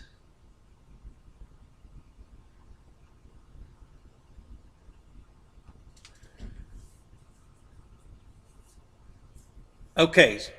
So now... Oh, I can't move it around though. Shit. Maybe I can move the page around. Let me try that.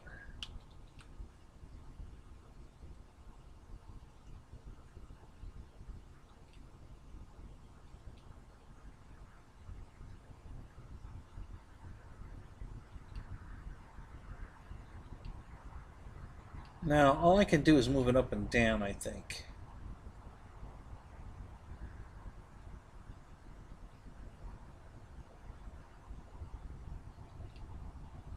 Yeah, I can scroll it. Can I shrink it and have it move the pictures? Is that possible?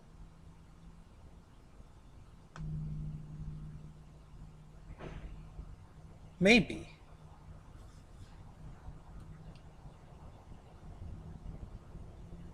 All right, hang on. Let me move this back.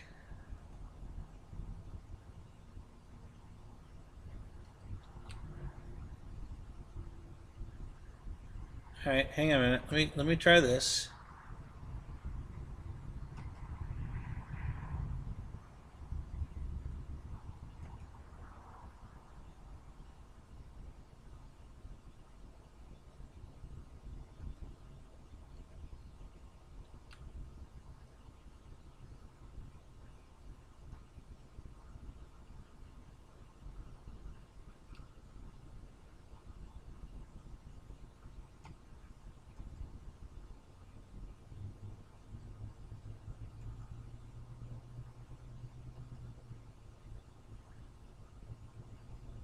All right, let's shoot this over here now. Okay, so now I can scroll this. Oh, wait a minute. I moved the scroll off the page. Let me go there. Okay, how much of this can we get?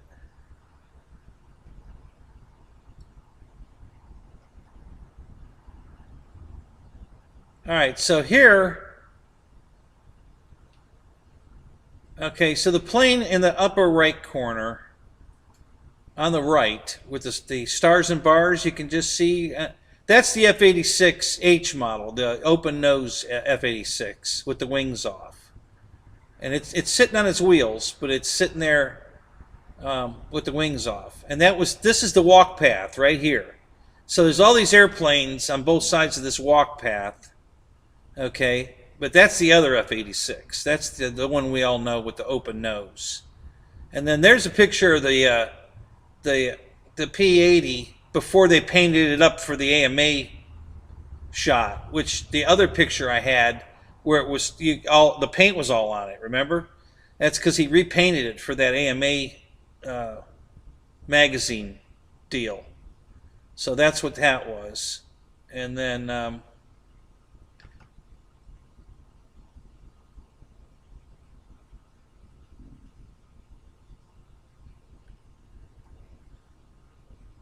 I still don't have a good shot of that one airplane, though. Alright, let's go see if we can find that somewhere else.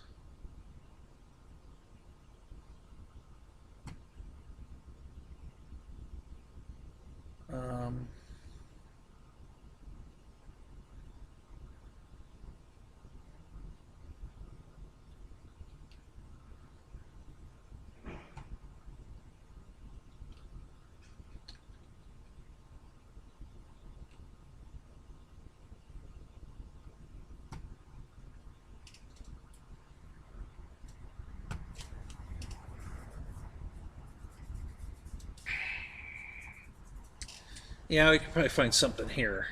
Let me take a look.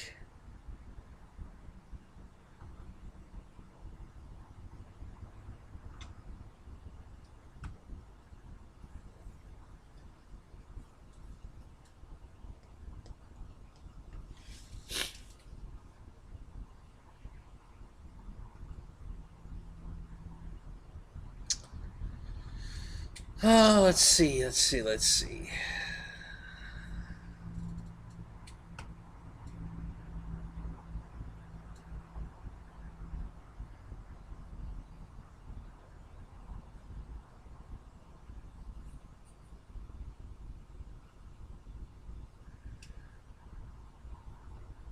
I don't know if is that in the picture now? No, we're still on the other one. Okay. Let's see here. What do we got? Oh, here. This is the picture I wanted to show you guys.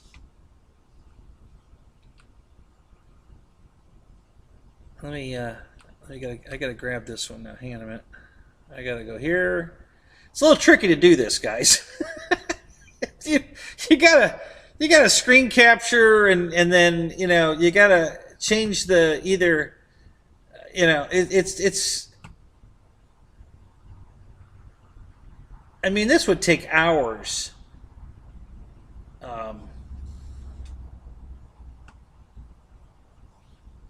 Yeah, okay.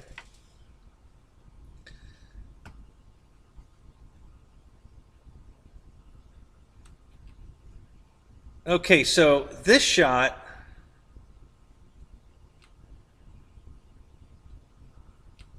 here, no, we don't have it up yet. Crap. How come we don't have, why isn't it there? All right, let's try this. There we go. Okay. So here's a picture of the P-82, the other one, the second one, inside the fuselage. Okay. You see the stars and bars? So it's in a rack inside the fuselage of the B-36. This is a different piece of the B-36. This isn't the same one I showed you, the nose, because if you remember, obviously this is facing forward. The nose is to the left, the tail's to the right, and it's not at the back of the plane. And the other shot I had where I showed you, it was right at the back of the opening. So this is deeper inside another section of another section of the B-36, and that's the other P-82 right there that you can see through the hole on the side of that body there. So that was pretty cool. That was one of the shots I wanted to show you.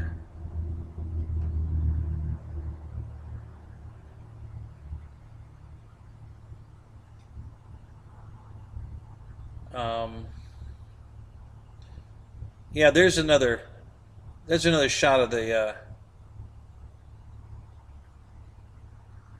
B-36, and that's the twin Mustang. But to the right, I'm sorry, to the left is that F-86 again, the H model, the open nose one, and then you see this flat stuff to the right of it. Those are wings off of other airplanes or that plane, or there's crap everywhere. And all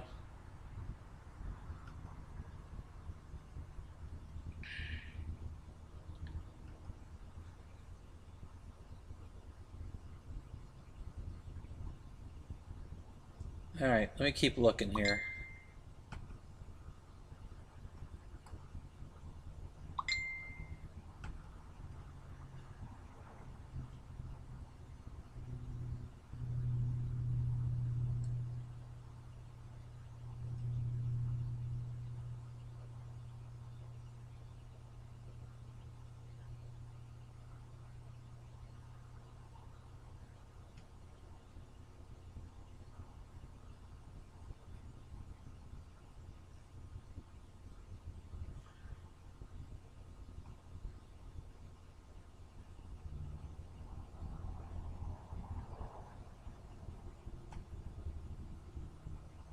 Yeah, there's another shot of that.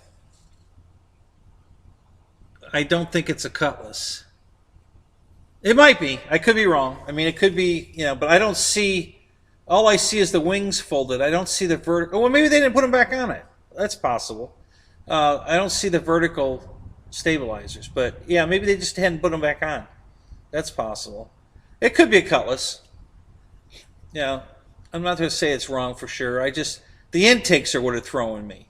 These rounded intakes here on the other cutlass picture that you guys had up was they were flat on top, like an F-15, and these are totally roundy. So there's that technical term again, roundy. So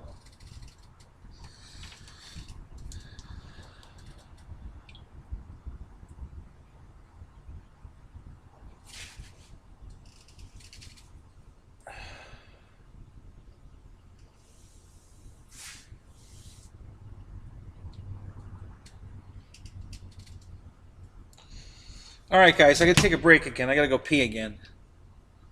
I'm not even drinking anything. I still gotta pee. It's getting cold out here. I mean, we're holding 55 inside the tent, but 55 is cold. Well, not real cold, but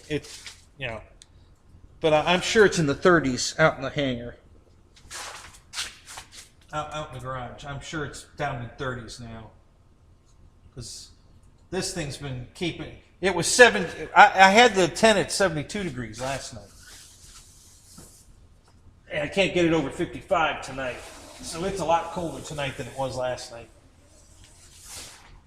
So, ooh, yeah, it's cold out here. Oh, God. Woo! All right, be right back. Oh, my God, it's cold out here.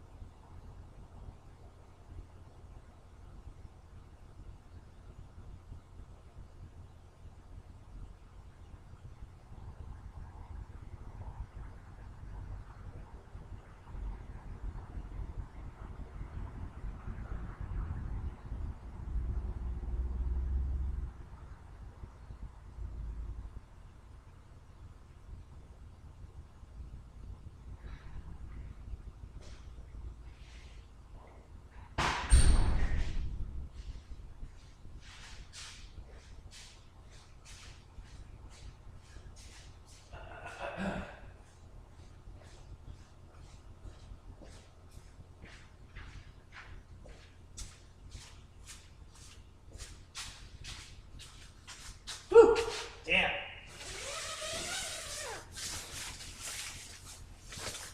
It is so much nicer inside this tent.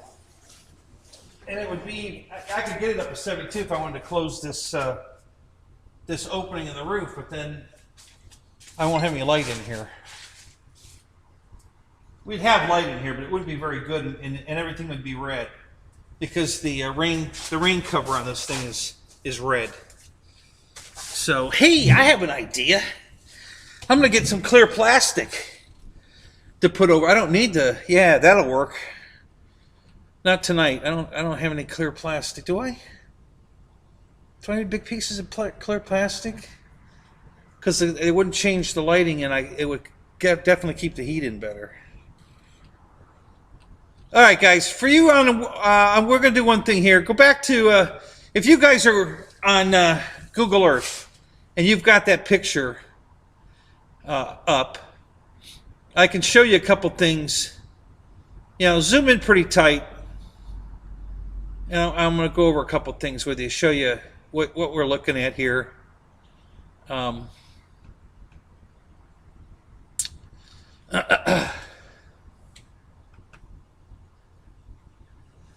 So in the picture here, if you've got it zoomed in and you have it, you've gone to April 2012, where it's winter time and all the leaves are off the trees and you can see everything. Okay, so at the far right, that airplane, that complete F-86, that's the L model, the one with the nose cone on it, the Georgia National Guard. And like I said, I don't know, that house, tent, building, whatever that is, that went up after Walter died. I don't know why they have that up. This nose cone behind that plane was sitting, if you go straight back to the house at the very bottom of the page, there's a little lean-to like shed right there, and I believe that nose cone was in that lean-to.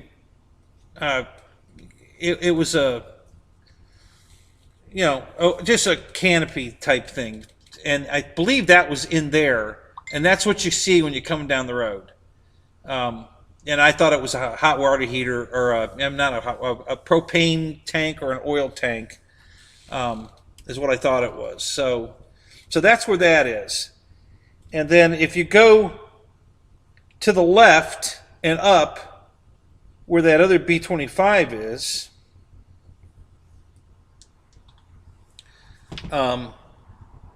it's hard to see it, but that jet with the folded wings that we think is the Cutlass is partly like in the trees. There's a tree line right there you can't see because there's no leaves on it. But there's the Cutlass right there. We'll call it that for now because it may be. Okay, and that's where that's sitting in relationship to the other Corsair. And then you can see the Sky Raider with the one wing folded, one wing down, you know, to the left of the Cutlass. And then if you keep going left and you see that big tube on the ground with that big round circle in the front, that's the B-36. And then the rest of the fuselage is right next to it. You see two more like tubes, okay, and one of those is the one that's the main one had the racking in the very back. You know, they might be both in the same piece. It's hard to tell in this picture, but if you go all the way to the very far left, the wings are laying in the weeds. That's what these pieces are, laying out here in the brush that you can't barely see because they're really under trees. There's just no leaves on the trees, so you can see them there. When the trees are full of leaves, you can't see any of this stuff because it covers them up. But these are all wings laying out here, you know, out here in the brush area there, and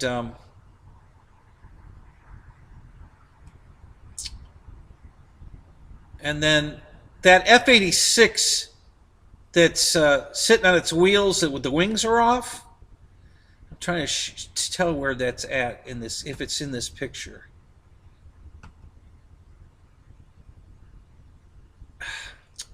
Come on.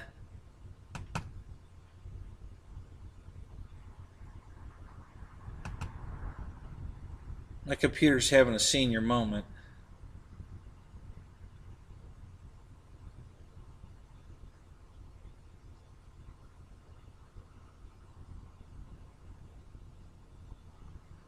Oh, that's what the problem is. Okay. So let me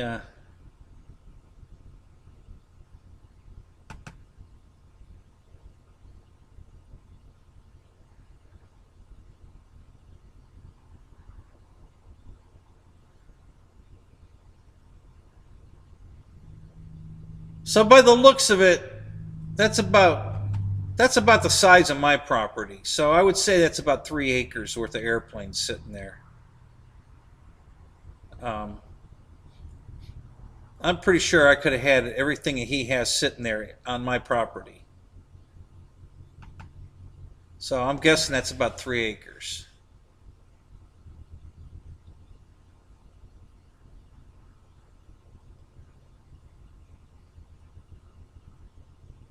And when I told you there's 2 tree lines, so right next to the road that goes north, vertical, in the picture here, out to the right, there's a tree line of pine trees right there that you can probably see now that I brought that up. That's what blocks all of this. You can't see any of this. You know, nothing. Not even the F-86. Because that tree line blocks everything. Okay, so you can't see a damn thing behind it. And it goes right to the edge of the road. But then there's a second tree line that you can see are all bare trees. There's sticks there sticking up, but in between the Cutlass and the F-86 is another tree line. And that used to block. There was never anything out front here. All these nose cones and whatever they got pulled out here. None of that was out here. They're bringing it all out in these pictures because they're selling it off. You know, they're getting rid of it. And but back in the day when all these pictures were taken that I was showing you, the only thing that was outside that second tree line between the Cutlass and the F-86 was the F-86. None of this other crap was out here. It was perfectly green, perfect grass, and that one airplane sitting there just so pretty. And now all this crap is being drug out in front of the house, on the road in there, and you know. So yeah, they're dragging all this stuff out to get rid of it. And I don't know what year this overhead was taken. Other than, you know, it says April of 2012, but I don't know exactly when.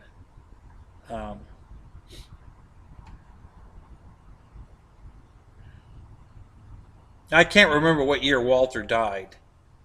But before he died, all this stuff you see in front of the house and all around that F-86 was all behind that other tree line. You couldn't see any of this stuff.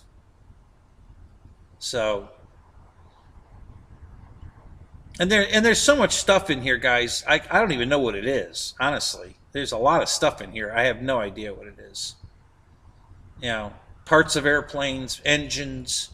I mean, there's all kinds of stuff in here.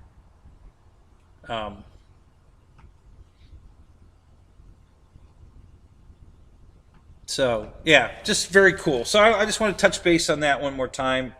And so for you Google Earth guys, and if you haven't Google Earthed it, like I said, just, you know, Walter Supplata aircraft graveyard. If you do that on Google Earth, you'll find it. It'll take you right to it. And then, like I said, that one button at the top with the clock lets you go back 20 years. So you can look at, you know, different times of the year and different years. Anything you want to Google, you can do that too. So if you didn't know that about Google, so all right. So now somebody had brought up something else. And I said we'd get to it after we got done with Walter. What was the other one? You got who was that? What was it? Do you remember? GB, what's up? How you doing, Dad? What's going on? Anything new?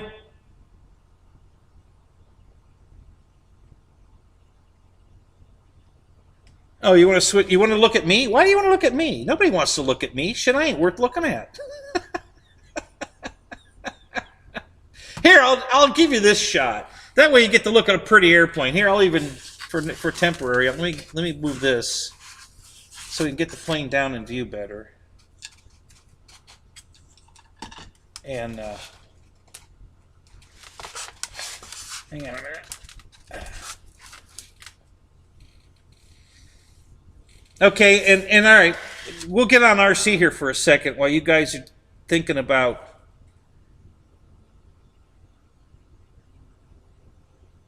There you go, JCB, an AT-11. Okay, you got a link to a picture of that? Because if you're right, then I was right. It was a beach. So here's something cool, RC guys. I'll share this with you while we're just kicking around here. So thanks to Roach Coach, I've had this plane for seven or 8 years now,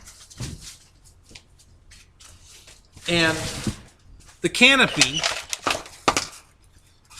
Okay, here's my canopy with the pilot that ejects, goes up in here, sits in the chair that's inside the plane with the parachute, and the nose gets kicked up like this, and the wind takes it off the airplane, pulls the pilot off the seat, pulls the parachute out of the plane, and then that all comes down. But the canopy opens from the radio. Mine never worked. It was broke when I got it. It's 7 years I've had this airplane. My canopy has never opened. Never. I knew it did. It's supposed to open, but mine never opened. It was broke. So Michael crashed his plane, so he sent me his canopy. Now I have a canopy that opens. So let me show you this, because this is the coolest thing on a cheap-ass, foam-ass airplane, and especially an LX model that you guys all hate. You know, this plane's got a lot of flights on it, guys. This thing's been around a long time. And it flies fantastic. It's a good flyer. You know, it's got issues. Don't get me wrong. It's not like the greatest plane. Go out and buy one. But if you get one cheap, then get it, and then you can mod it into something cool. But watch this.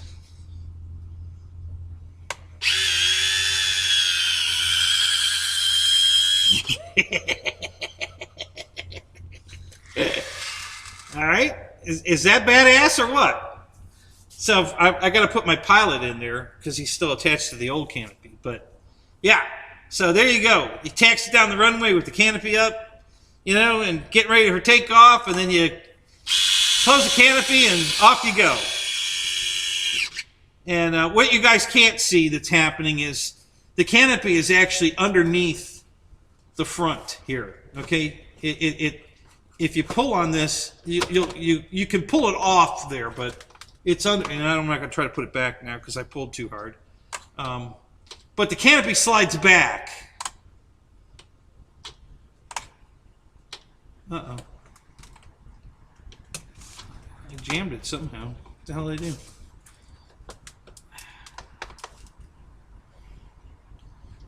What the hell?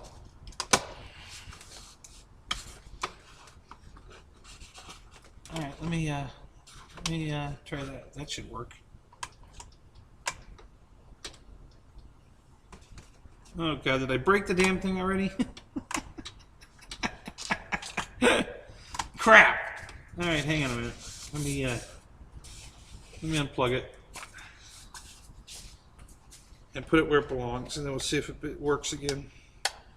I'm gonna kill myself. I broke this thing already. Damn it.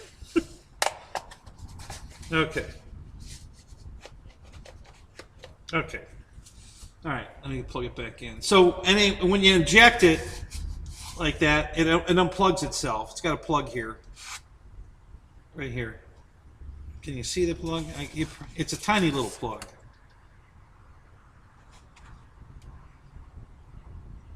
Anyway, so it unplugs itself as it takes it off. Because what happens is there's a trapeze right here.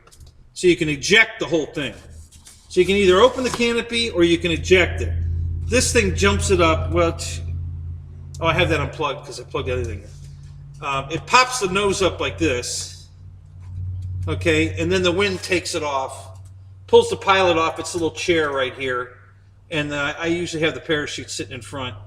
And it takes it off, and then the pilot goes, parachute goes, and it comes all down as an assembly. And that part works. That always worked on my plane. But my canopy never opened. And now well, I hope it does again. Now that Roach Coach sent me his canopy, for 7 years I've been trying to get it from Banana Hobbies, and they won't put it back in stock. I don't know what the deal is there. You can buy a new airplane and get it, but you can't get it in parts. They won't order it for parts. And I've been trying to get it for 7 years. and I think it's still to this day still out of stock. Last time I looked, it was still out of stock. So so we got that plugged in the right way. Black, yeah, okay. All right, so let's see if it works. There we go. So it slides back and then goes up, and then when it goes down, it goes down and slides forward to lock it in. So pretty cool. So I waited 7 years to see it do this, guys. I'm pretty excited about it. So, you know, say what you want about LX models, guys. You know, they do have some pretty cool stuff.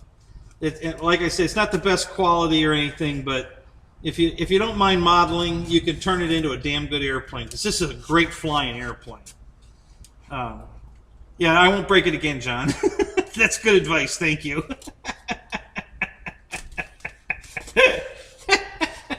So, yeah. So yeah. What other A10 has this gizmo on it, right? Where can you get a opening cockpit A10 unless you go to the really high dollar ones? You know, the thousands and thousands of dollar ones. I have seen it on one of theirs, but you can't buy a foamy A10 from anywhere but LX models and have the canopy open. So I think that's pretty damn cool, personally. So I wanted to share that with you guys. Like I said, that excited the hell out of me. I finally got that to work because it's never worked. So that was exciting. So that concludes our RC portion of the show. Not really, but maybe. It depends on what you guys want to do. All right, so we'll put this back up in the air, get it out of my face. Since you guys want to look at me, God only knows why. But anyway, all right. So Johnny has about 10 more minutes. Micah, what's up? Good to see you, man. So any questions, any comments? Do you want me to show anything else? Get back to anything else? We did talk about something else earlier in the show, and I said we'd get back to it, and I don't remember what it was. It was airplane related, but a different airplane. It was a different one I had talked about, and I said we could go back to it. What was it?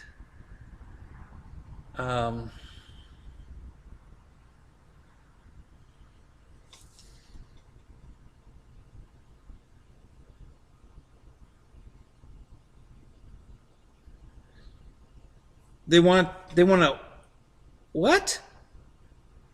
They want a FAP. Was that supposed to be a fat Kenny GB? A FAP? Is that what that says, or tap? They want to tap me?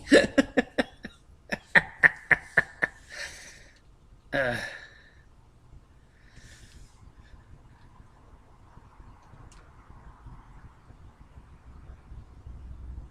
I can't remember the other airplane you guys wanted me to show you.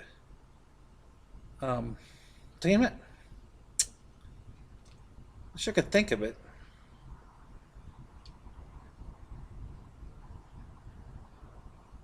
Oh, the bird cage. That's it. Yeah, John, do you have that link? Can you pop that up real quick? Thank you. That's exactly the plane we were going to talk about. Yep, yep.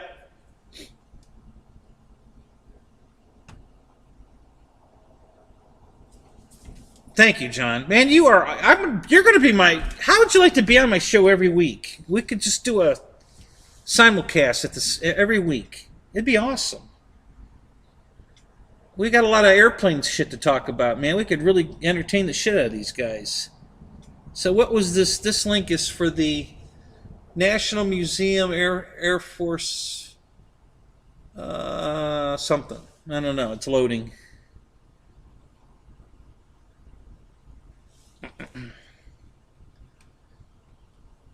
Oh, that's right, John. Didn't you? That was at the Smithsonian. Is this it here? Yeah, that's the plane. Yep, that's the twin, John. That's correct. That's the one. So it was a Beech. Oh, JCB, I think, was the one who found this. Yeah, that's the plane that Walter has right there. Yep. Good job. Good job, guys. You are on it. Man, I love it when a plan comes together. Yep, that is the plane that Walter has right there. So, and I have no idea if that was a, it's got that flat nose, the flat bottom, and the flat nose, at the 45 angle. I assume was for a bomb site. But yeah, that's the plane. That's it. So great job there, JCB. Good job. Yeah, that's definitely the plane. So let me get back to the chat here and see if we got too many windows open. We got to close some of these.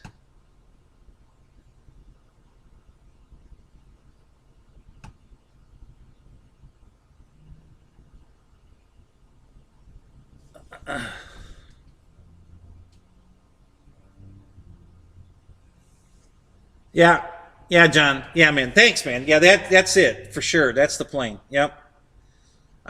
For some reason I thought it was a beach. I wasn't going to swear to it for some reason I thought it was a beach, and it is. I didn't know it was military though. I didn't think it was. I didn't think the military used it. Obviously they did. I just thought it was a civilian twin engine jobber, but he only had a couple of twin engine.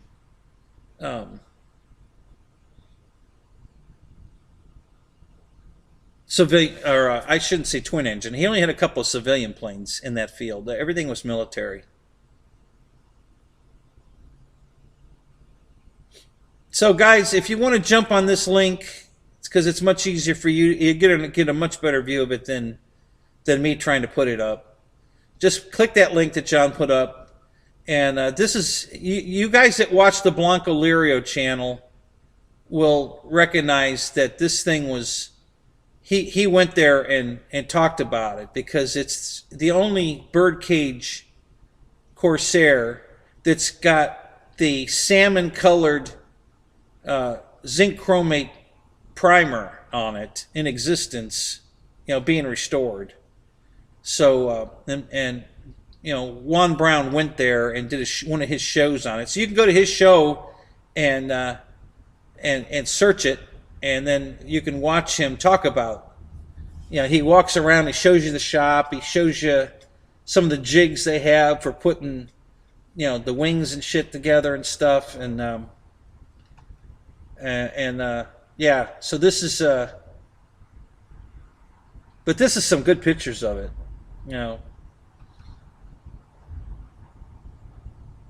and they're,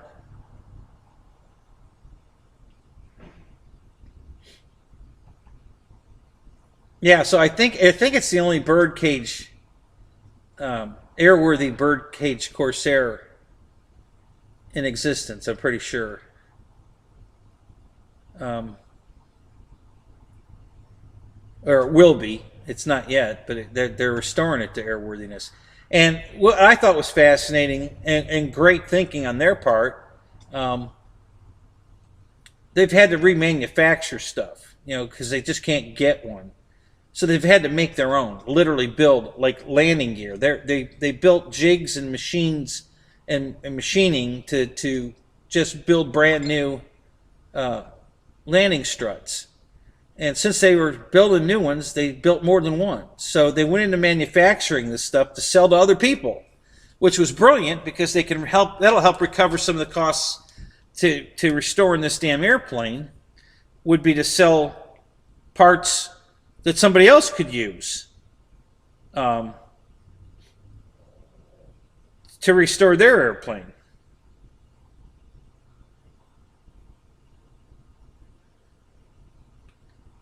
So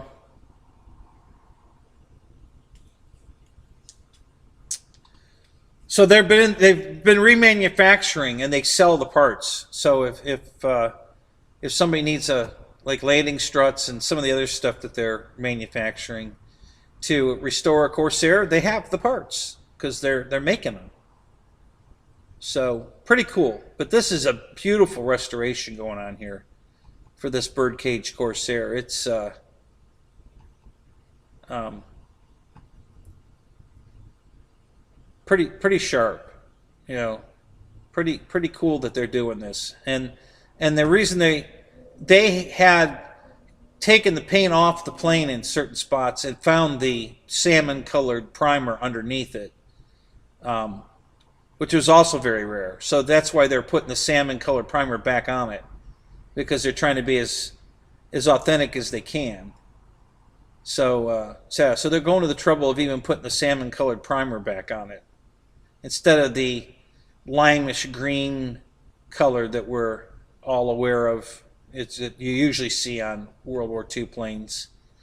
This is one of the few that got that salmon color primer on it. This is the anti-corrosion. So pretty cool. All right, so what else have we got, guys? Are we done here? Should we call it a night? You guys got something else you want to talk about that we can cover here? I'm still holding on 55 degrees, but man, it's cold. Let me, I'm curious what it is outside, because I know it's way colder than this.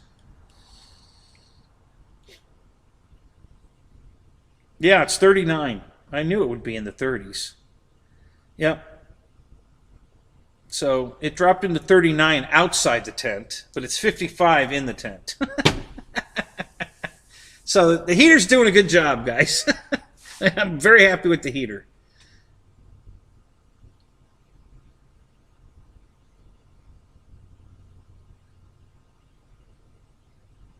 All right, John. I'll send you my email address. I'll do it after everybody. After we're done, I'll send you my email. I'll text it to you.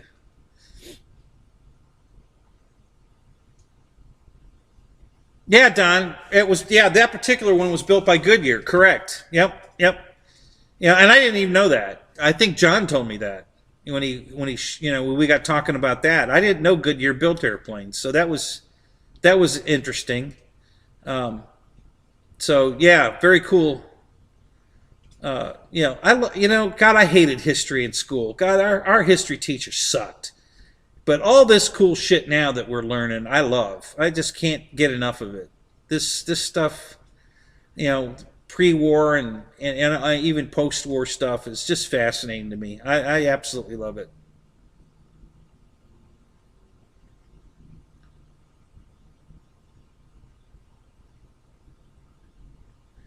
Yeah, Fred, I missed that joke probably. Because like I said, I haven't been in the chat. I can't navigate all the photos and shit and be in the chat. So I'm sure I missed the joke, but what else is new?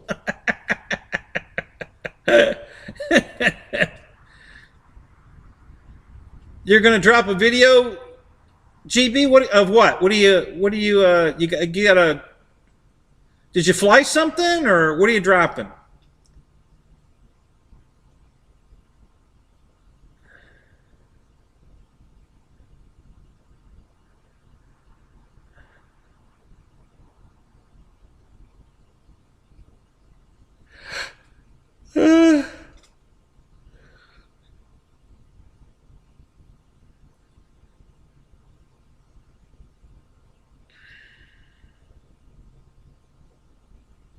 Oh, the autopilot from the movie. Yeah. Hey, by the way, can you get that blow up doll, the autopilot? Did they sell those? I would think they must. I'm sure people would love to buy one of those, as a joke. So, do any of you guys know whether those are available? Can you buy that stupid blow up captain?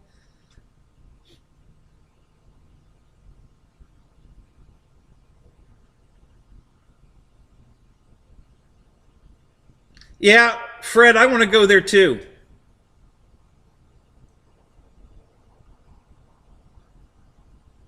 Oh, I'm sorry, John. Yeah, John, I want to go. I want to go to Pearl Harbor for the same reason you do, man. I want to go to Ford Island and see the Air Museum.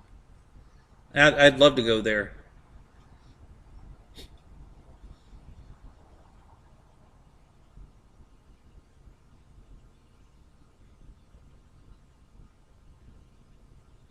Yeah, Fred, same thing. You know, all these documentaries I watch, you know, I just love it. I can't. I'm so God. I love YouTube, not because I do a show on it, but there's just so much cool stuff. Um, and I learned so much. It's just awesome.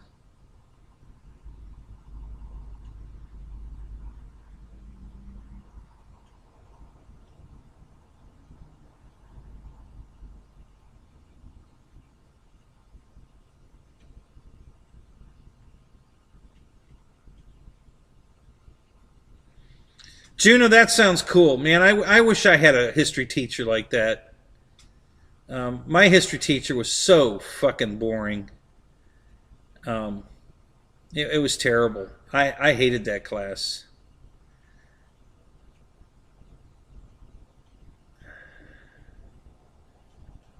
Wasn't it?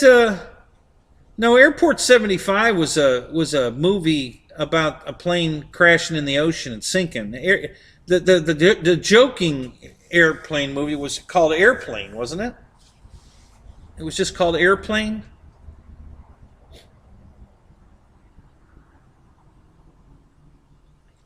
They got the guys wanted me to paint my AL-37, the uh, the airplane. Um,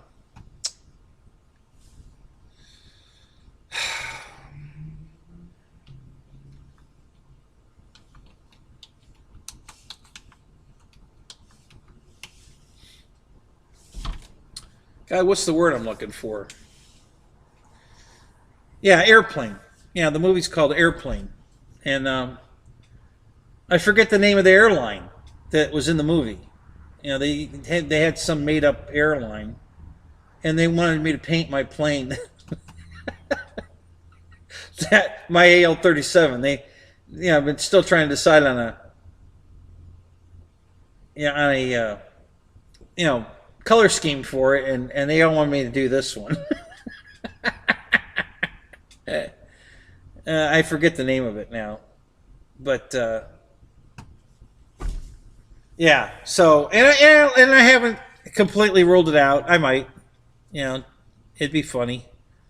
Probably, I don't think anybody else has done it yet, but yeah, that was somebody wanted me to do that.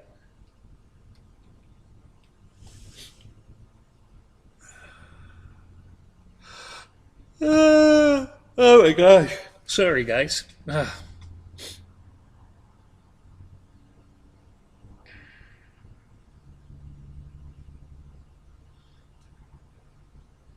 Yeah, I was trying to get the movie to start so I could see what the airline was called. There it goes.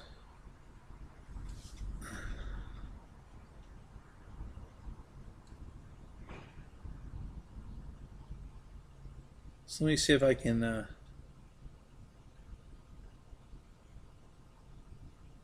it's probably pretty close to the front of the movie here, where they're getting on the plane. So, yeah, I forget the name of the damn airline.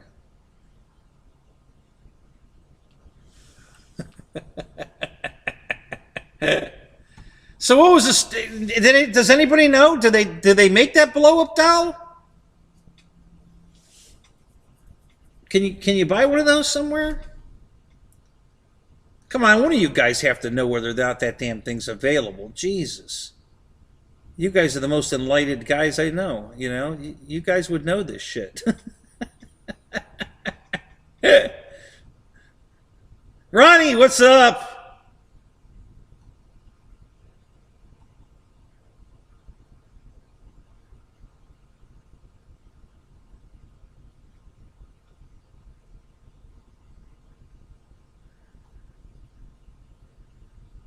Weight saving, Ronnie. There was fabric covering on all the control surfaces to make them lighter. Most of the World War II planes had that. It wasn't just the Corsair. A lot of planes had fabric on the control surfaces to save weight. Um,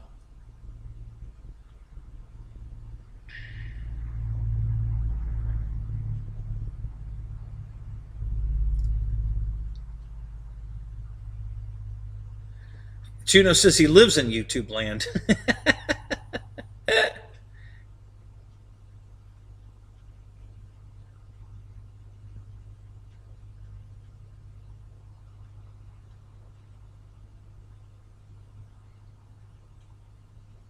Oh, that's one of the avatars you were thinking of using?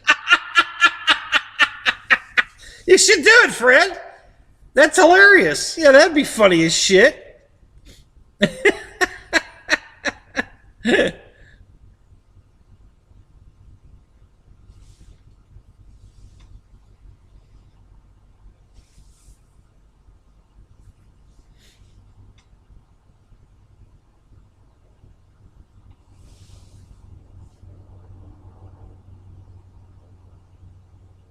Yeah, they'd have to, they'd have to make two different ones. One with them regular face, and then one with a smiley face.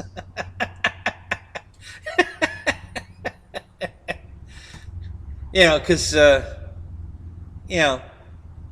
once he was reinflated, he was smiling.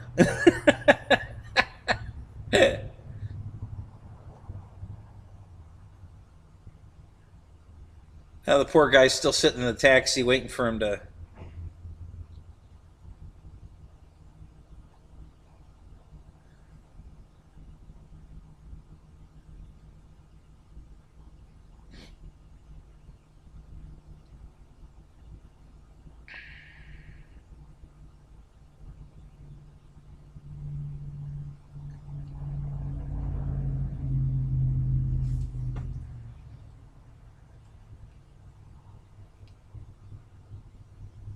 All right, so here's a picture of the outside of the plane. What's the airline? Do any of you guys remember the name of the airline?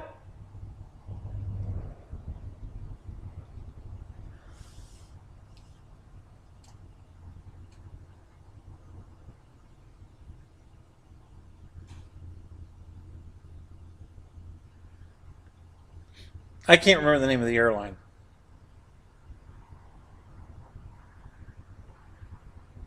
Yeah, at the time I didn't know I was going to buy a jet airplane that I could put this paint scheme on.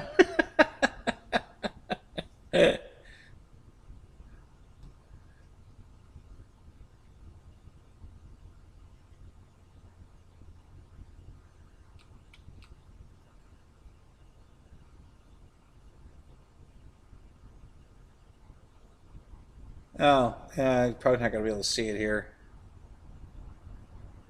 Yeah, damn it. Oh, anyway.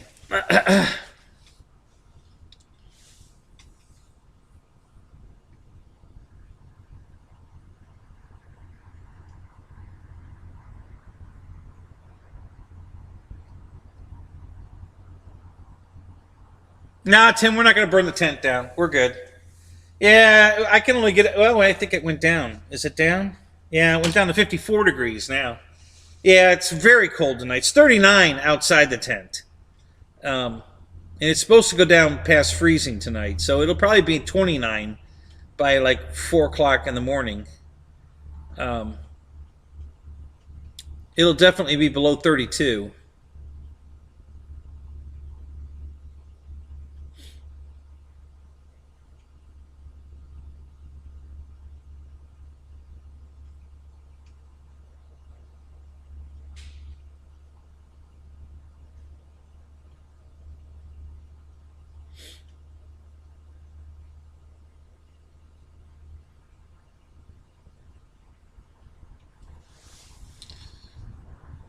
Transglobal? Is that what it was? Okay.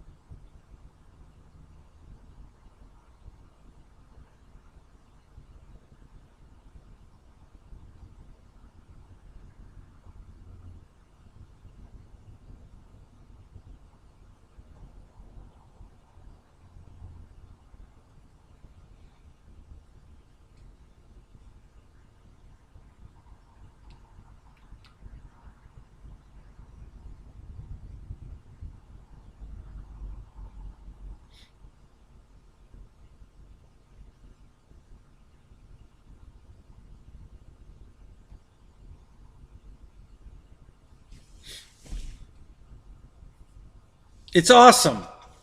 Okay, why?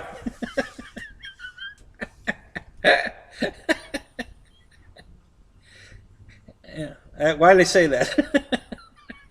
I mean, you told me to, but what joke did I miss? I was looking something up.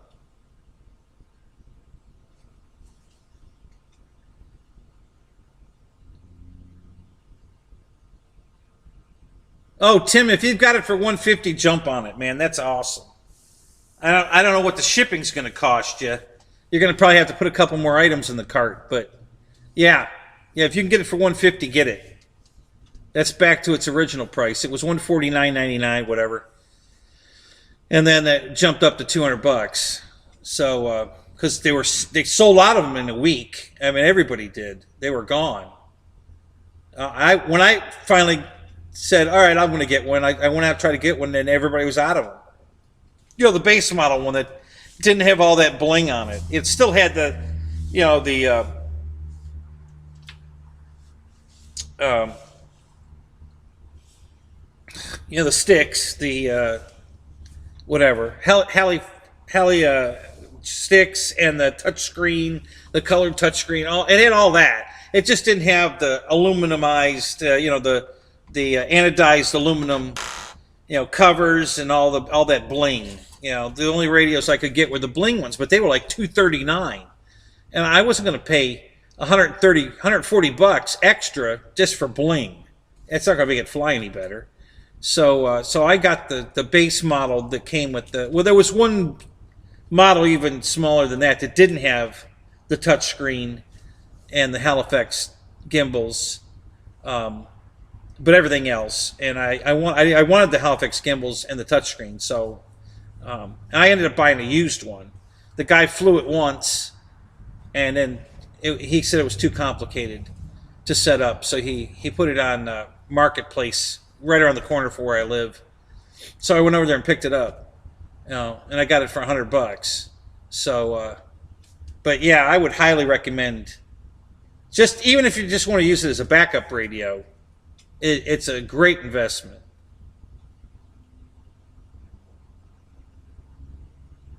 You're right. Yeah, it should have all that. I mean, it'll say if it does. Like I said, they did make a model that didn't have that. It was the was it the TX or XT? What the hell was it? I think it was just the T or something. There was something in or T. I don't remember. Honestly, I don't remember. But there was a different version that did not have um, the touch screen and the gimbals, but I'm pretty sure the one you're talking about does. So for 150 bucks, yeah, I'd jump on it. It's a good radio. Yeah, guys, I promise, man. It's an awesome freaking radio.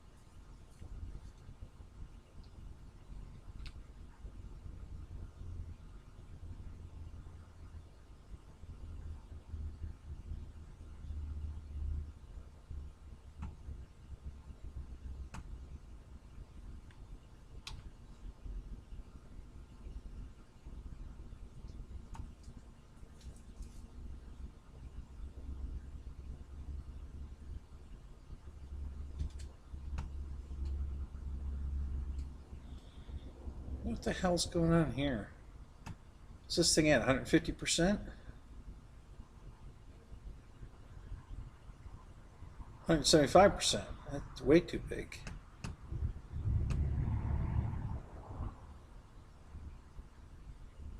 All right.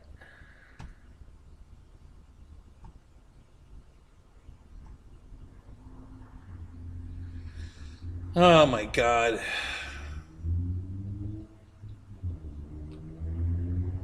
All right, so let's close down some of this stuff. I just have way too much crap open right now.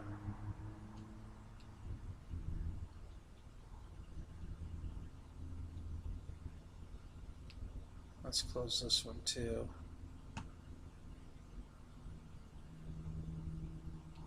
Okay.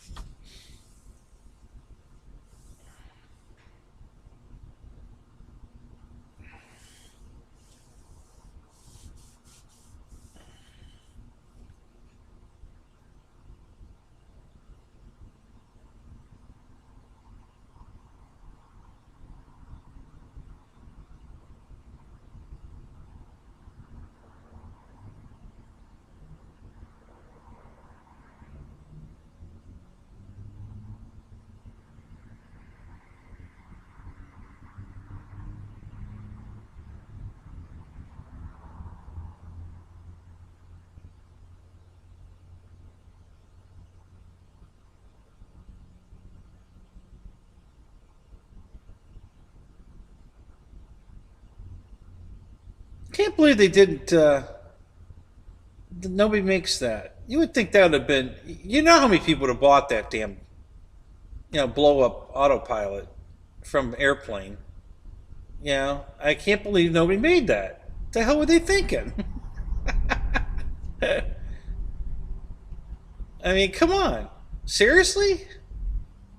Nobody made that damn thing all these years? That's hilarious. I really can't believe that. That's just hilarious.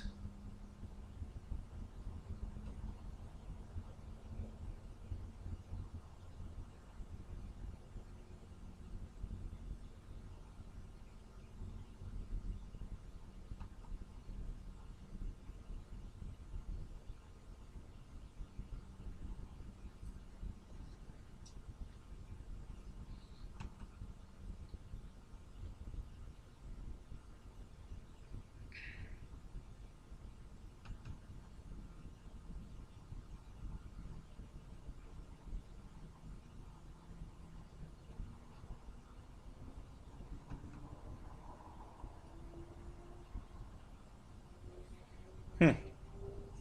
Interesting. Very interesting. Ah.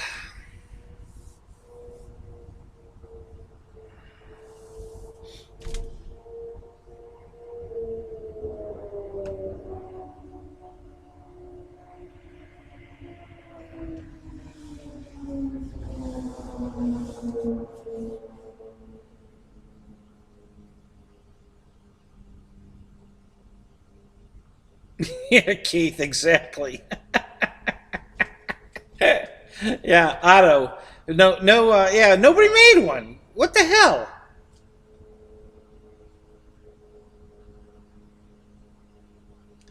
All right, KB, you were here in the beginning, weren't you? I thought you were here.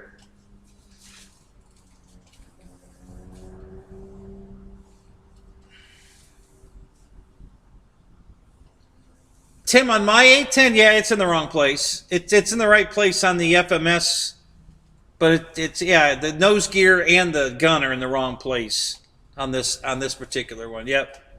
Yeah, LX, but it's it does have some cool features, but You know, so they get some stuff cool, and then they screw up some stuff. So you just have to take the good with the bad. But yeah, the gun should be offset. I believe the gun was offset to the left, and the nose gear was offset to the right to accommodate room for the gun. But these are both right down the middle. So it really... So you have to be an 810, you know, lover to realize that. So obviously you are. But yeah. But it's a good airplane. It flies great. It's a beautiful flyer. You know, you do have to work on it a lot. It needed a lot of finagling to make it a good airplane. But when you were done, it's a good airplane. It flies great. I love this airplane. It flies better than my I have both. I have the FMS one and this one, and this one flies better. It's a lot lighter. But yeah, I love them both. When I usually go to the field to fly them, I take them both. It's just very cool to have two 810s sitting there, and they're exactly the same size, so they look, you know. I mean, you got to look pretty hard to realize that they're actually different airplanes. They both have the same, you know, eyes and teeth decal, and most of the decals, the stars and bars and everything are the same on both planes. So you got to start really looking at the fine detail, like the gun placement. This is the FMS gun. It's, you know, I put the FMS gun on it because the one that came on it was foam and it was crap. So I bought the FMS gun and put it on here, but you're right, it is in the wrong place. So,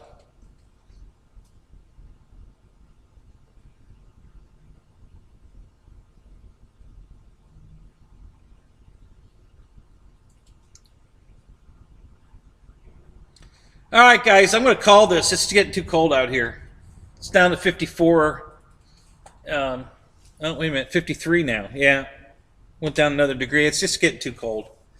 You know, we're going to have a frost. We have a frost warning in Florida tonight. So,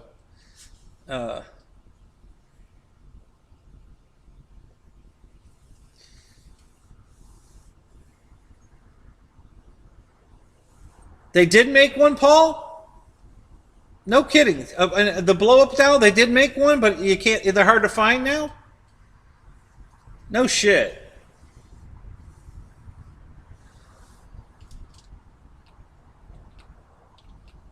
All right, hang on.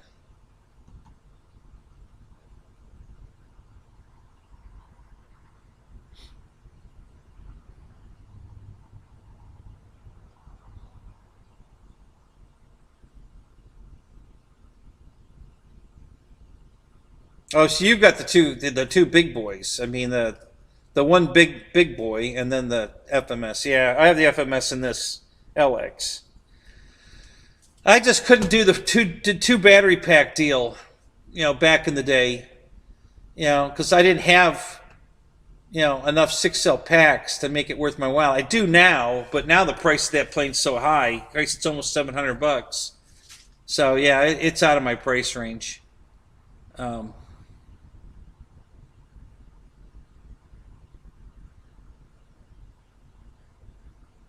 No problem, Keith. You're very welcome, man. Other than this cold weather tonight, yeah, it's been a pleasure. The blow-up one was not good. Elaborate, Fred. You mean you remember the old blow-up one? And it was what? It just wasn't made well. It wasn't accurate size and color. What was bad about it?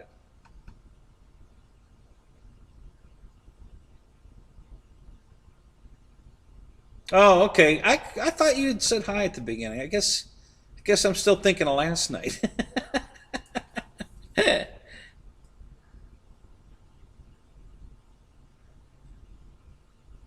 Yeah, Paul, I found that. I was looking on eBay. I found the T-shirt. There's a button.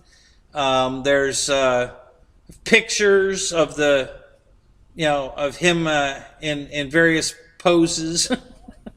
I found all that on eBay, but I didn't find the actual doll. Good night, GB. Have a good night, man. So yeah, yeah, I didn't find the doll, but I found all this other stuff.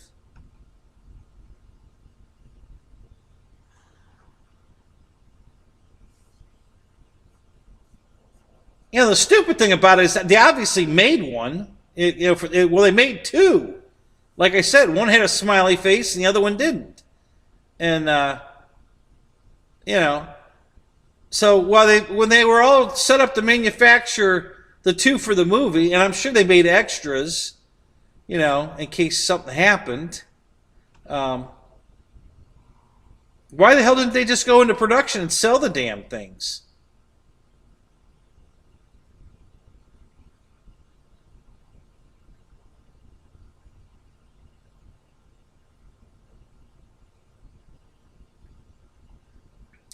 Did they really think it wouldn't sell?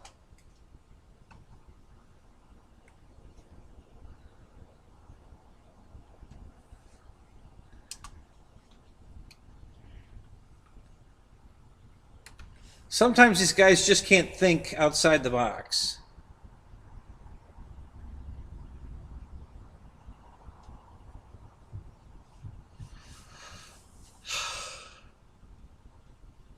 Ugh.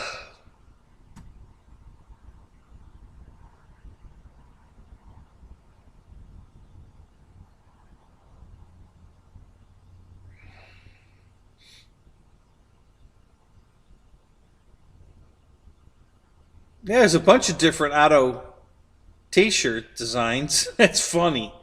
You can get all these t-shirt designs, but you can't buy the actual blow-up doll. Oh my god, you guys are idiots. All right. That's enough fun for one night.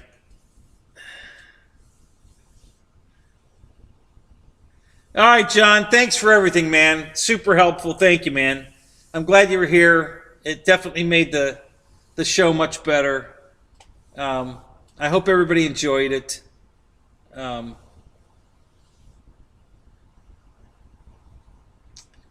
And I guess we'll see you tomorrow night. I guess I'll be doing it again. Well, I don't know. If it's this cold tomorrow night, I might not. It's, the freeze warning's out, so it's, it's cold tonight. So, but yeah, for the rest of you guys, man, thanks for coming. It's good to see y'all. I'm glad you had a good time. I hope y'all liked it, and been wanting to do that for a while. I wanted to have my pictures to show you, and when I find them, we'll touch on this one more time.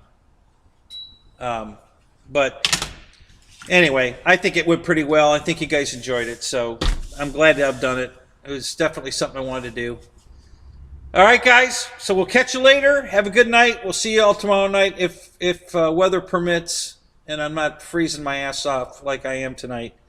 We'll do this again tomorrow. So we'll catch you all later. Have a good night.